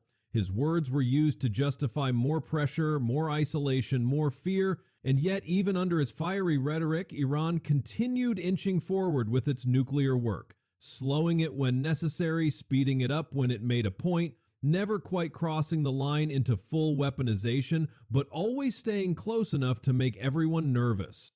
By 2009, something inside Iran cracked. That year, Ahmadinejad won re-election under suspicious circumstances and the country exploded. Millions of people took to the streets in what became known as the Green Movement, chanting, "Where is my vote?" and demanding answers. It was the largest mass protest in Iran since the revolution. For a moment, the regime looked shaken, and the United States watched from afar, cautious, unsure, torn between support for the protesters and fear of making things worse. President Barack Obama, just months into his first term, made a choice. He stayed silent, choosing not to interfere publicly. Some praised the restraint, others called it a missed opportunity. But the protests were crushed, the streets were cleared, and the regime survived, more bruised, more bitter, and more determined to keep control. In the years that followed, tensions didn't cool, they calcified. Talks between Iran and the West became exercises in managed failure.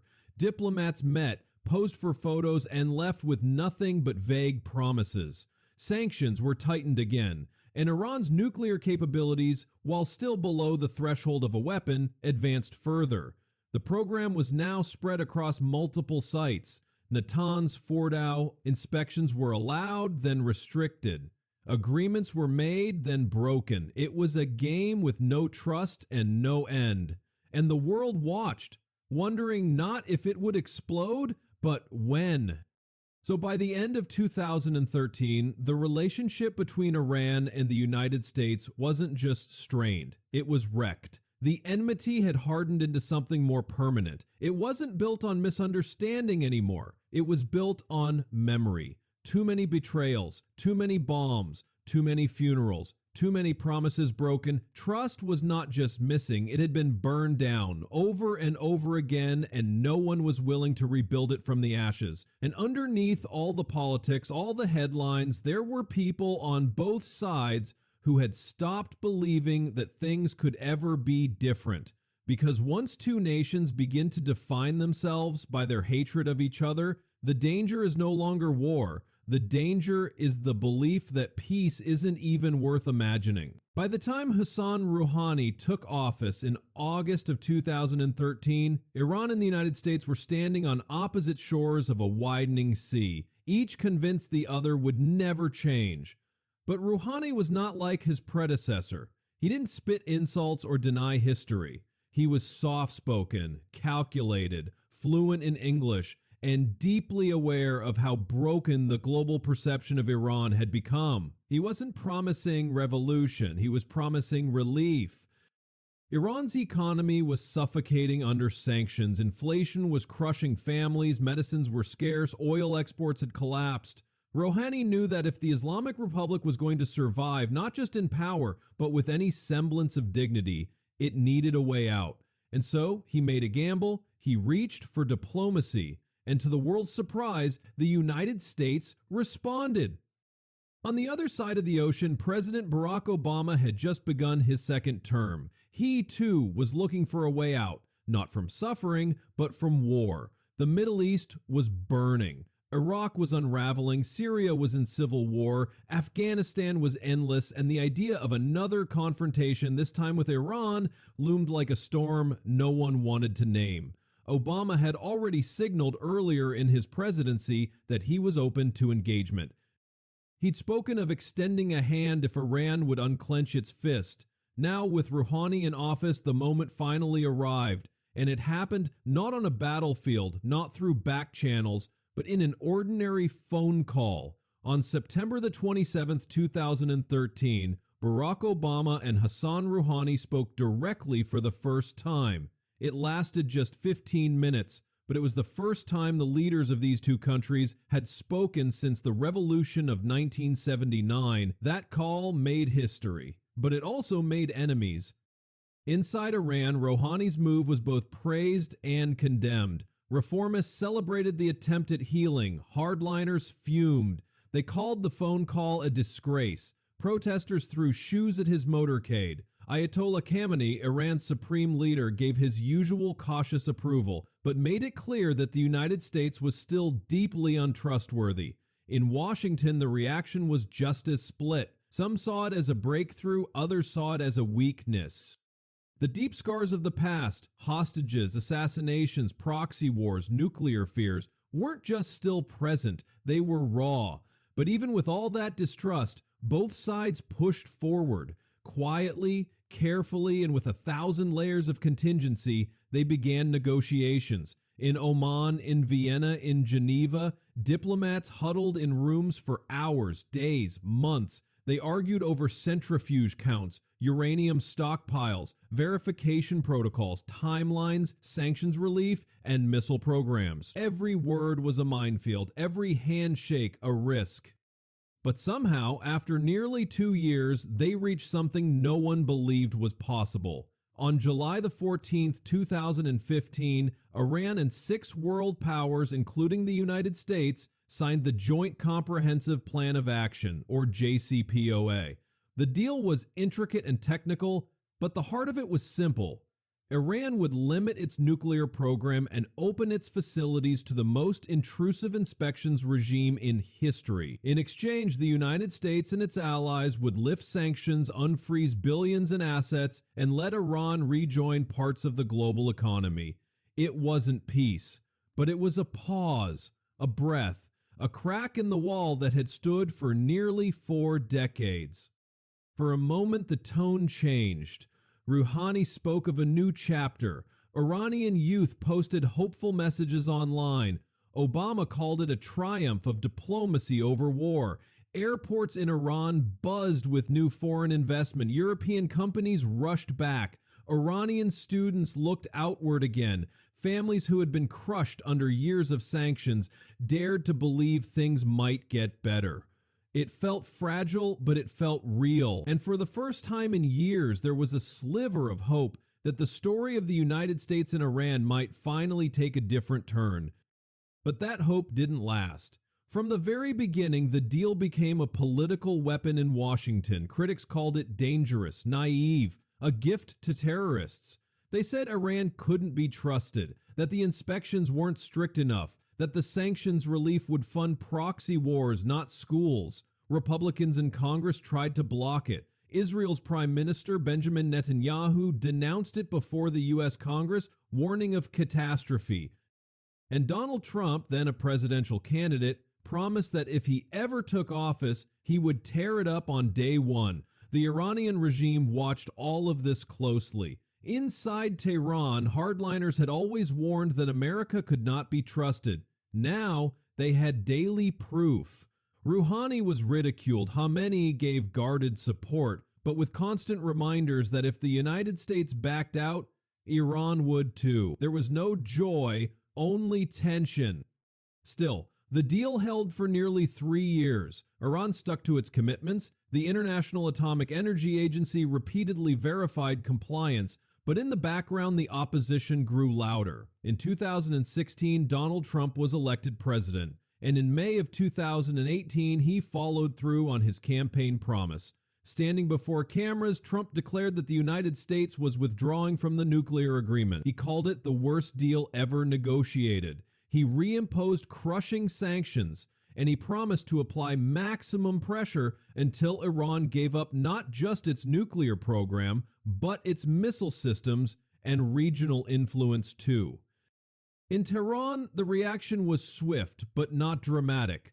Iran didn't pull out immediately. It tried to rally European countries to save the deal, but the damage was done. The companies that had returned fled again. Investment froze, the rial crashed, sanctions are biting harder than before, and the Iranian people, once again, were caught in the squeeze.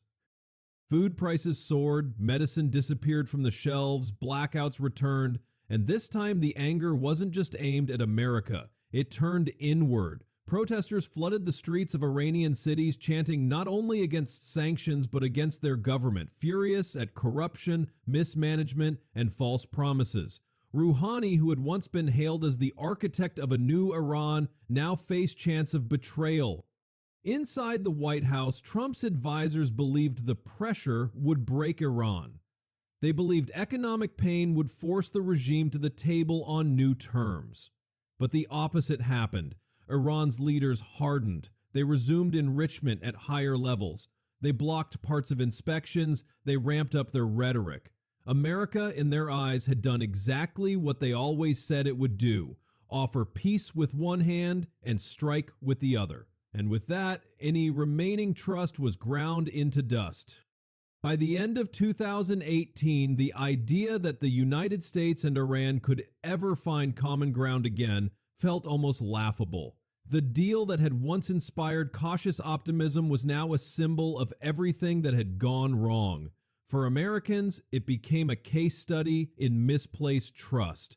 For Iranians, it was proof that their worst fears were justified. And underneath all the headlines, the press releases, and the public statements, the emotional truth was clear. Whatever had once been possible between these two countries was now buried under too many betrayals. This wasn't just about a treaty. It wasn't just about centrifuges or sanctions. It was about something deeper. A relationship so poisoned by history, so stained by fear and manipulation, that even when both sides reached out, the weight of the past pulled them apart. What could have been a turning point became another scar. And as the dust settled, both nations turned inward once more, angrier, more cynical, and further apart than ever. By the start of 2019, what little remained of trust between the United States and Iran had turned to ash. The nuclear deal was no longer a lifeline, it was a corpse. Sanctions, reimposed and expanded by the Trump administration, began to cut deeper than ever. Iranian oil exports plummeted, the rial lost more of its value. Every day, life inside Iran was breaking under the weight of isolation. But this time, there was no diplomatic back channel humming quietly beneath the tension. There was no Oman, no Vienna, no handshakes or cautious statements, just a spiral of hostility gaining speed. Iran, once reserved and calculating in its responses, now embraced a different strategy, defiance in full view. And the United States, having abandoned diplomacy, now shifted toward open confrontation. The long war of words had begun, turning into a shadow war of action, assassinations, and the kind of decisions that could no longer be undone. Throughout 2019, Iranian proxies stepped forward from the shadows. Tankers in the Persian Gulf were sabotaged. Missiles were launched at Saudi oil facilities in Abqaiq and Khurais. Strikes so precise and devastating that global oil markets trembled. The United States pointed directly at Iran, though Iran never openly claimed responsibility. And in Iraq, where American and Iranian influence had collided for years, tensions caught fire. Shia militias backed by Iran began targeting U.S. forces again. Bases were shelled, contractors were killed. It felt like the early 2000s again, but angrier, more deliberate, as if both sides were moving down a path they knew had no exits. Then came January the 3rd, 2020, a date that would become one of the most defining moments in the modern history of U.S.-Iran relations. In the early hours of the morning, an American drone hovered over Baghdad International Airport. On the ground below, a convoy pulled onto the tarmac. Inside one of the vehicles was Qasem Soleimani, Iran's most powerful general, the commander of the Quds Force, the architect of Iran's regional strategy, and, for many in the West, the face of Iran's proxy wars. To the United States, he was responsible for the deaths of hundreds of American soldiers in Iraq. To Iran, he was a war hero, a legend, revered by soldiers and civilians alike. Moments later, the drone fired. The cars exploded. Soleimani's body was identified only by the ring on his finger. It was the first time the United States had assassinated a high-ranking official of another nation on foreign soil in the middle of peacetime, and it shattered what little remained of the unspoken rules between the two countries. In Tehran, disbelief turned to rage. Millions flooded the streets to mourn him. Chants of "Death to America" echoed louder than they had in years. The supreme leader wept at his funeral, and the Iranian government vowed severe revenge. It was not an empty threat.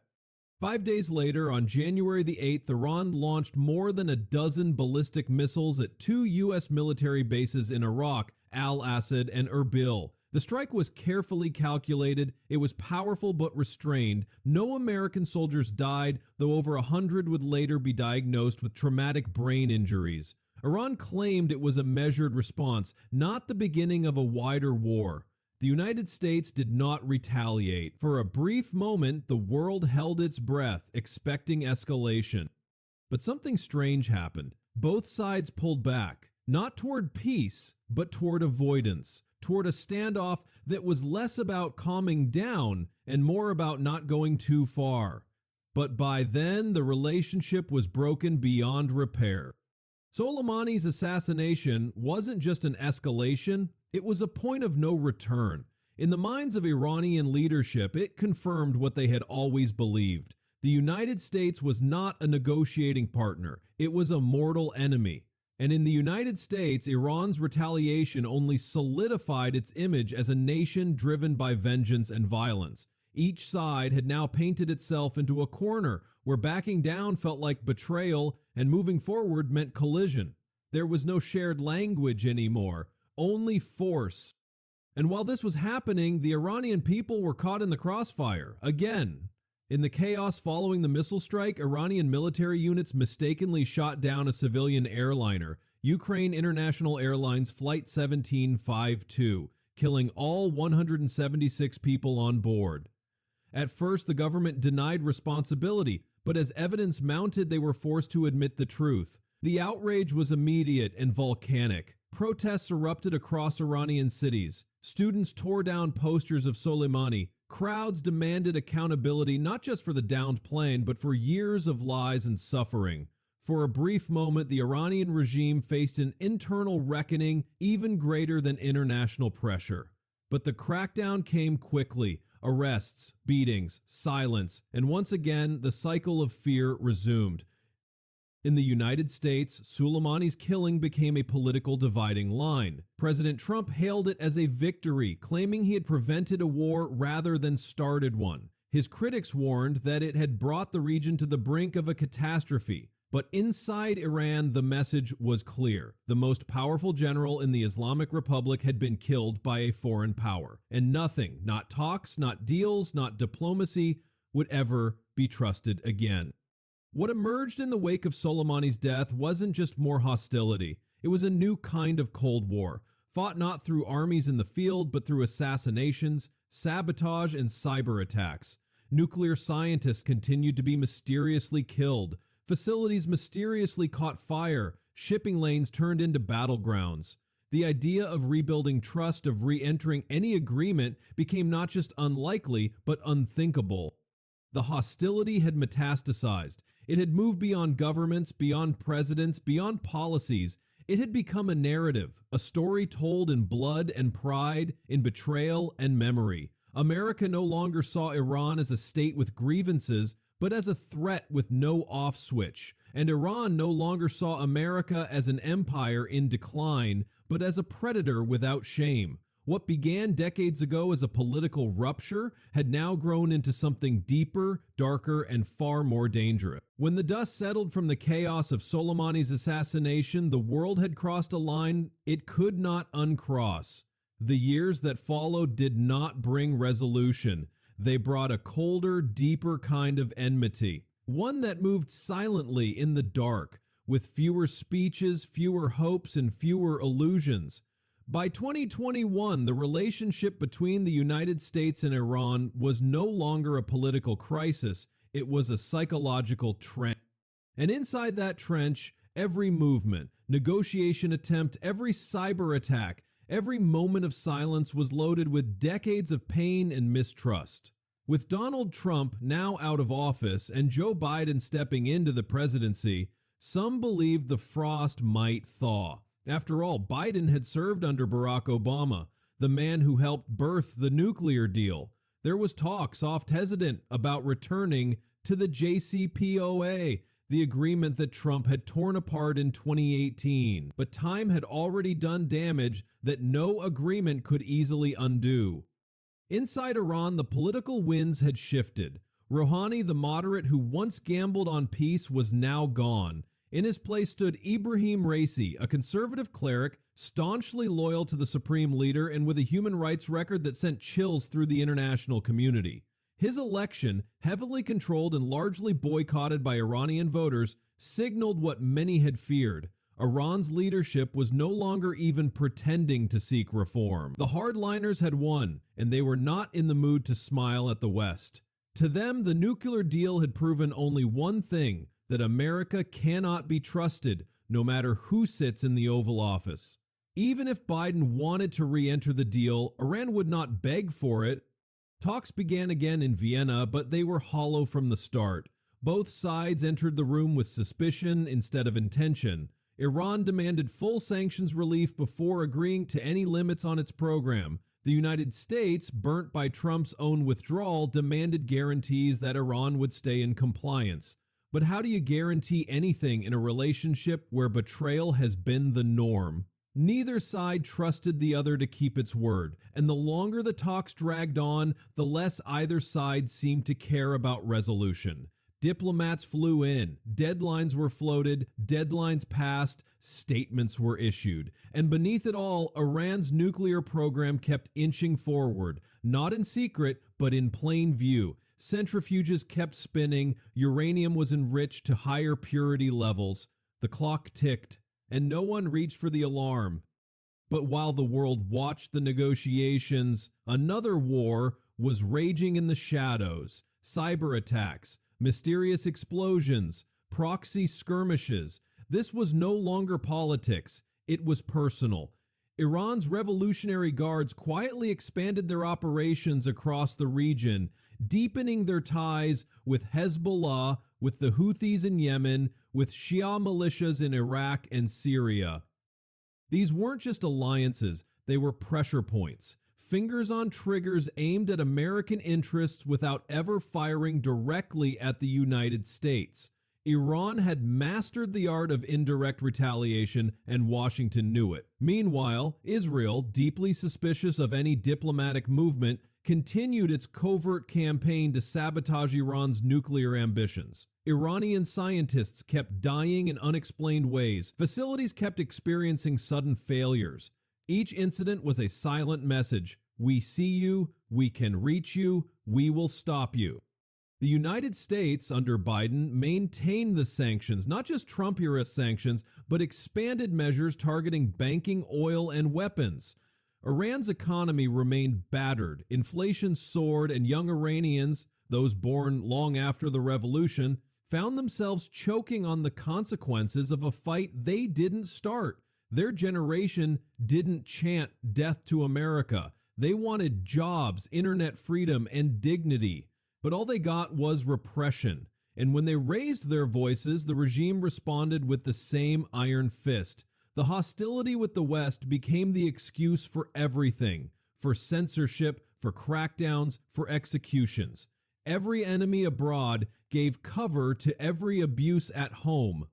And then, in the fall of 2022, something ignited that had nothing to do with nuclear talks or sanctions. A young woman named Mahsa Amini died in police custody after being arrested by Iran's morality police for allegedly wearing her hijab improperly.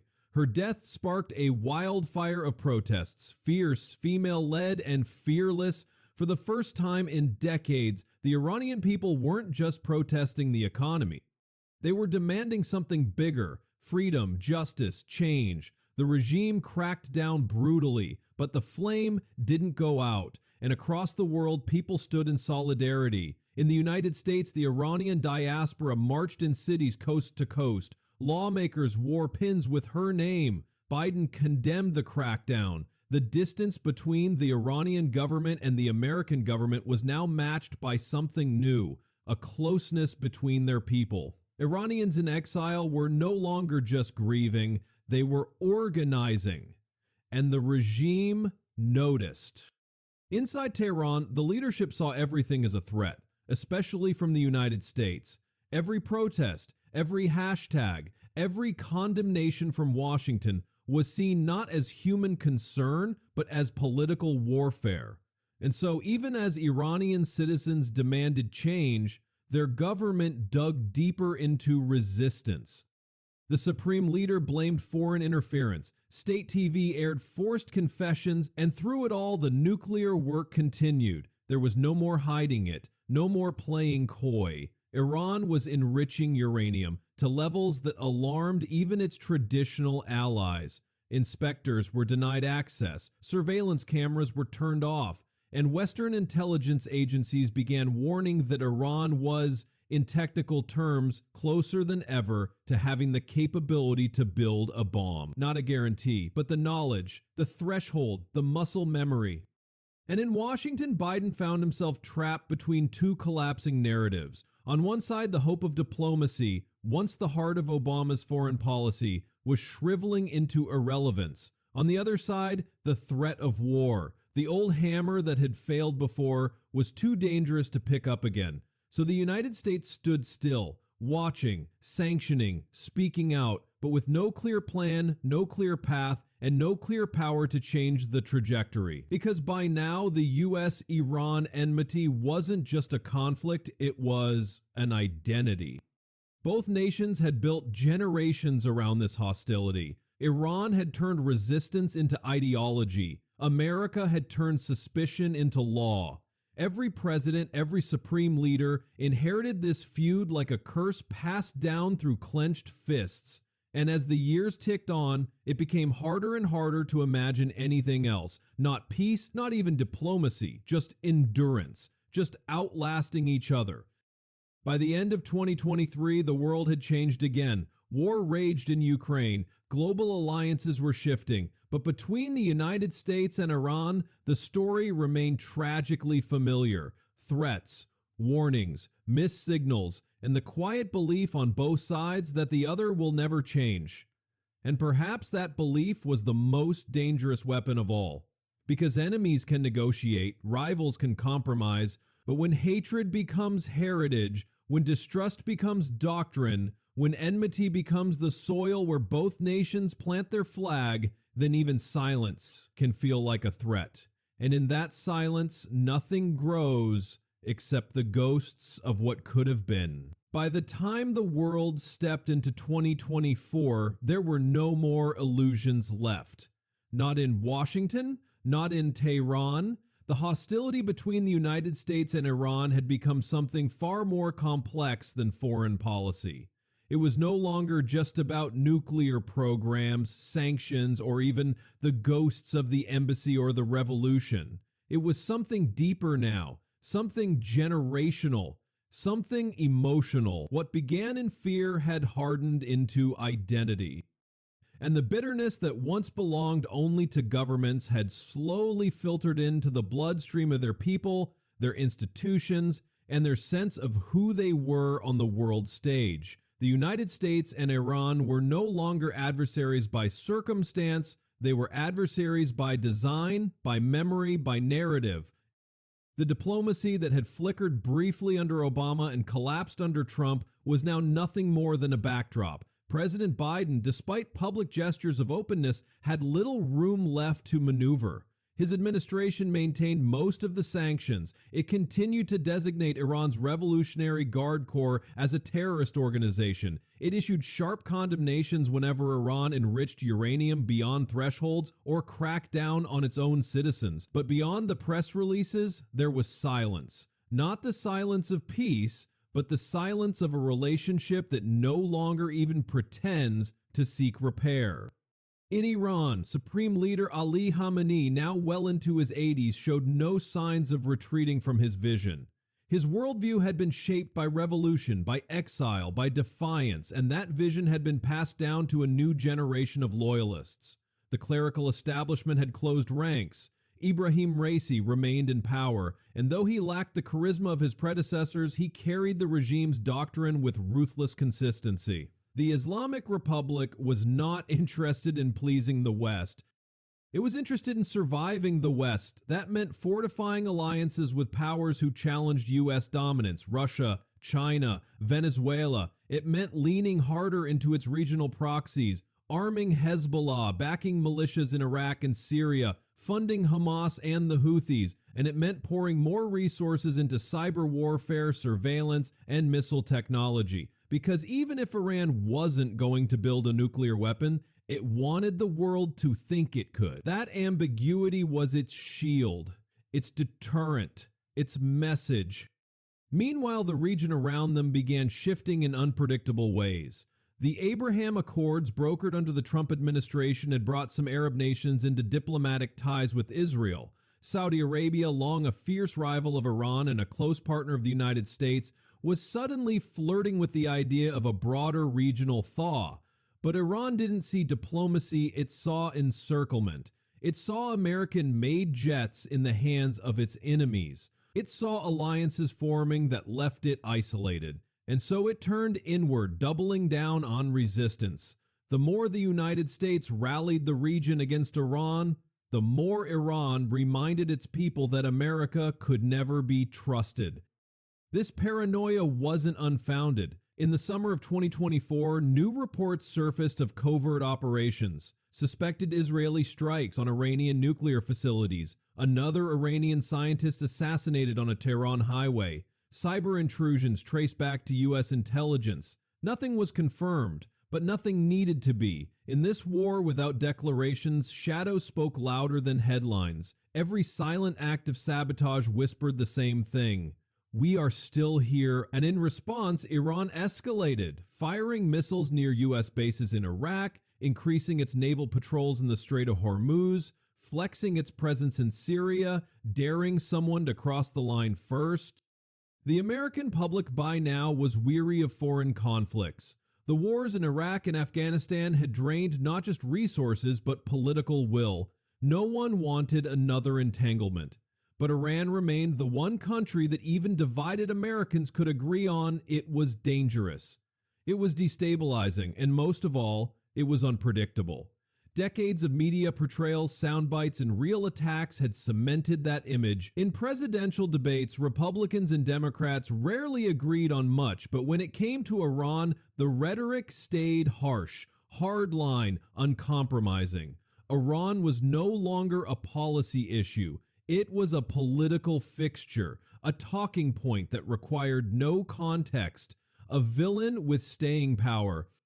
But in the middle of this were real people, millions of Iranians and Americans who had never met each other, never harmed each other, and yet lived under the weight of decisions made long before they were born. Young Iranians, educated and globally connected through underground VPNs and satellite signals, were growing more cynical about their own government, but also more skeptical of American motives. They had seen what happened to countries like Libya and Syria. They had watched the United States shift allies when convenient. They didn't see a beacon of freedom. They saw a superpower that weaponized morality when it suited its interests. And in America, a generation raised on the post-9/11 worldview had come of age. To them, Iran wasn't the country of poetry, architecture, or innovation. It was the regime that shouted threats, burned flags, and sent weapons to terrorists. The nuances had been lost, the history forgotten. All that remained was the image of an enemy. So now, in this present moment, the question isn't just whether the United States and Iran are arch enemies. That part is settled. The real question is, can anything ever break that cycle? Because the longer this enmity lasts, the more it reshapes both nations. The United States, for all its global power, remains locked in a permanent state of suspicion toward one nation it can neither ignore nor destroy. And Iran, for all its defiance, remains trapped in a defensive posture, forever defining itself by resistance, forever justifying repression by pointing outward, forever haunted by the fear of invasion. What makes this rivalry so enduring isn't just the blood spilled or the embassies seized. It's the fact that both sides now see the other not as an opponent, but as a symbol, a threat to their identity, a mirror of everything they claim to reject. And symbols don't negotiate.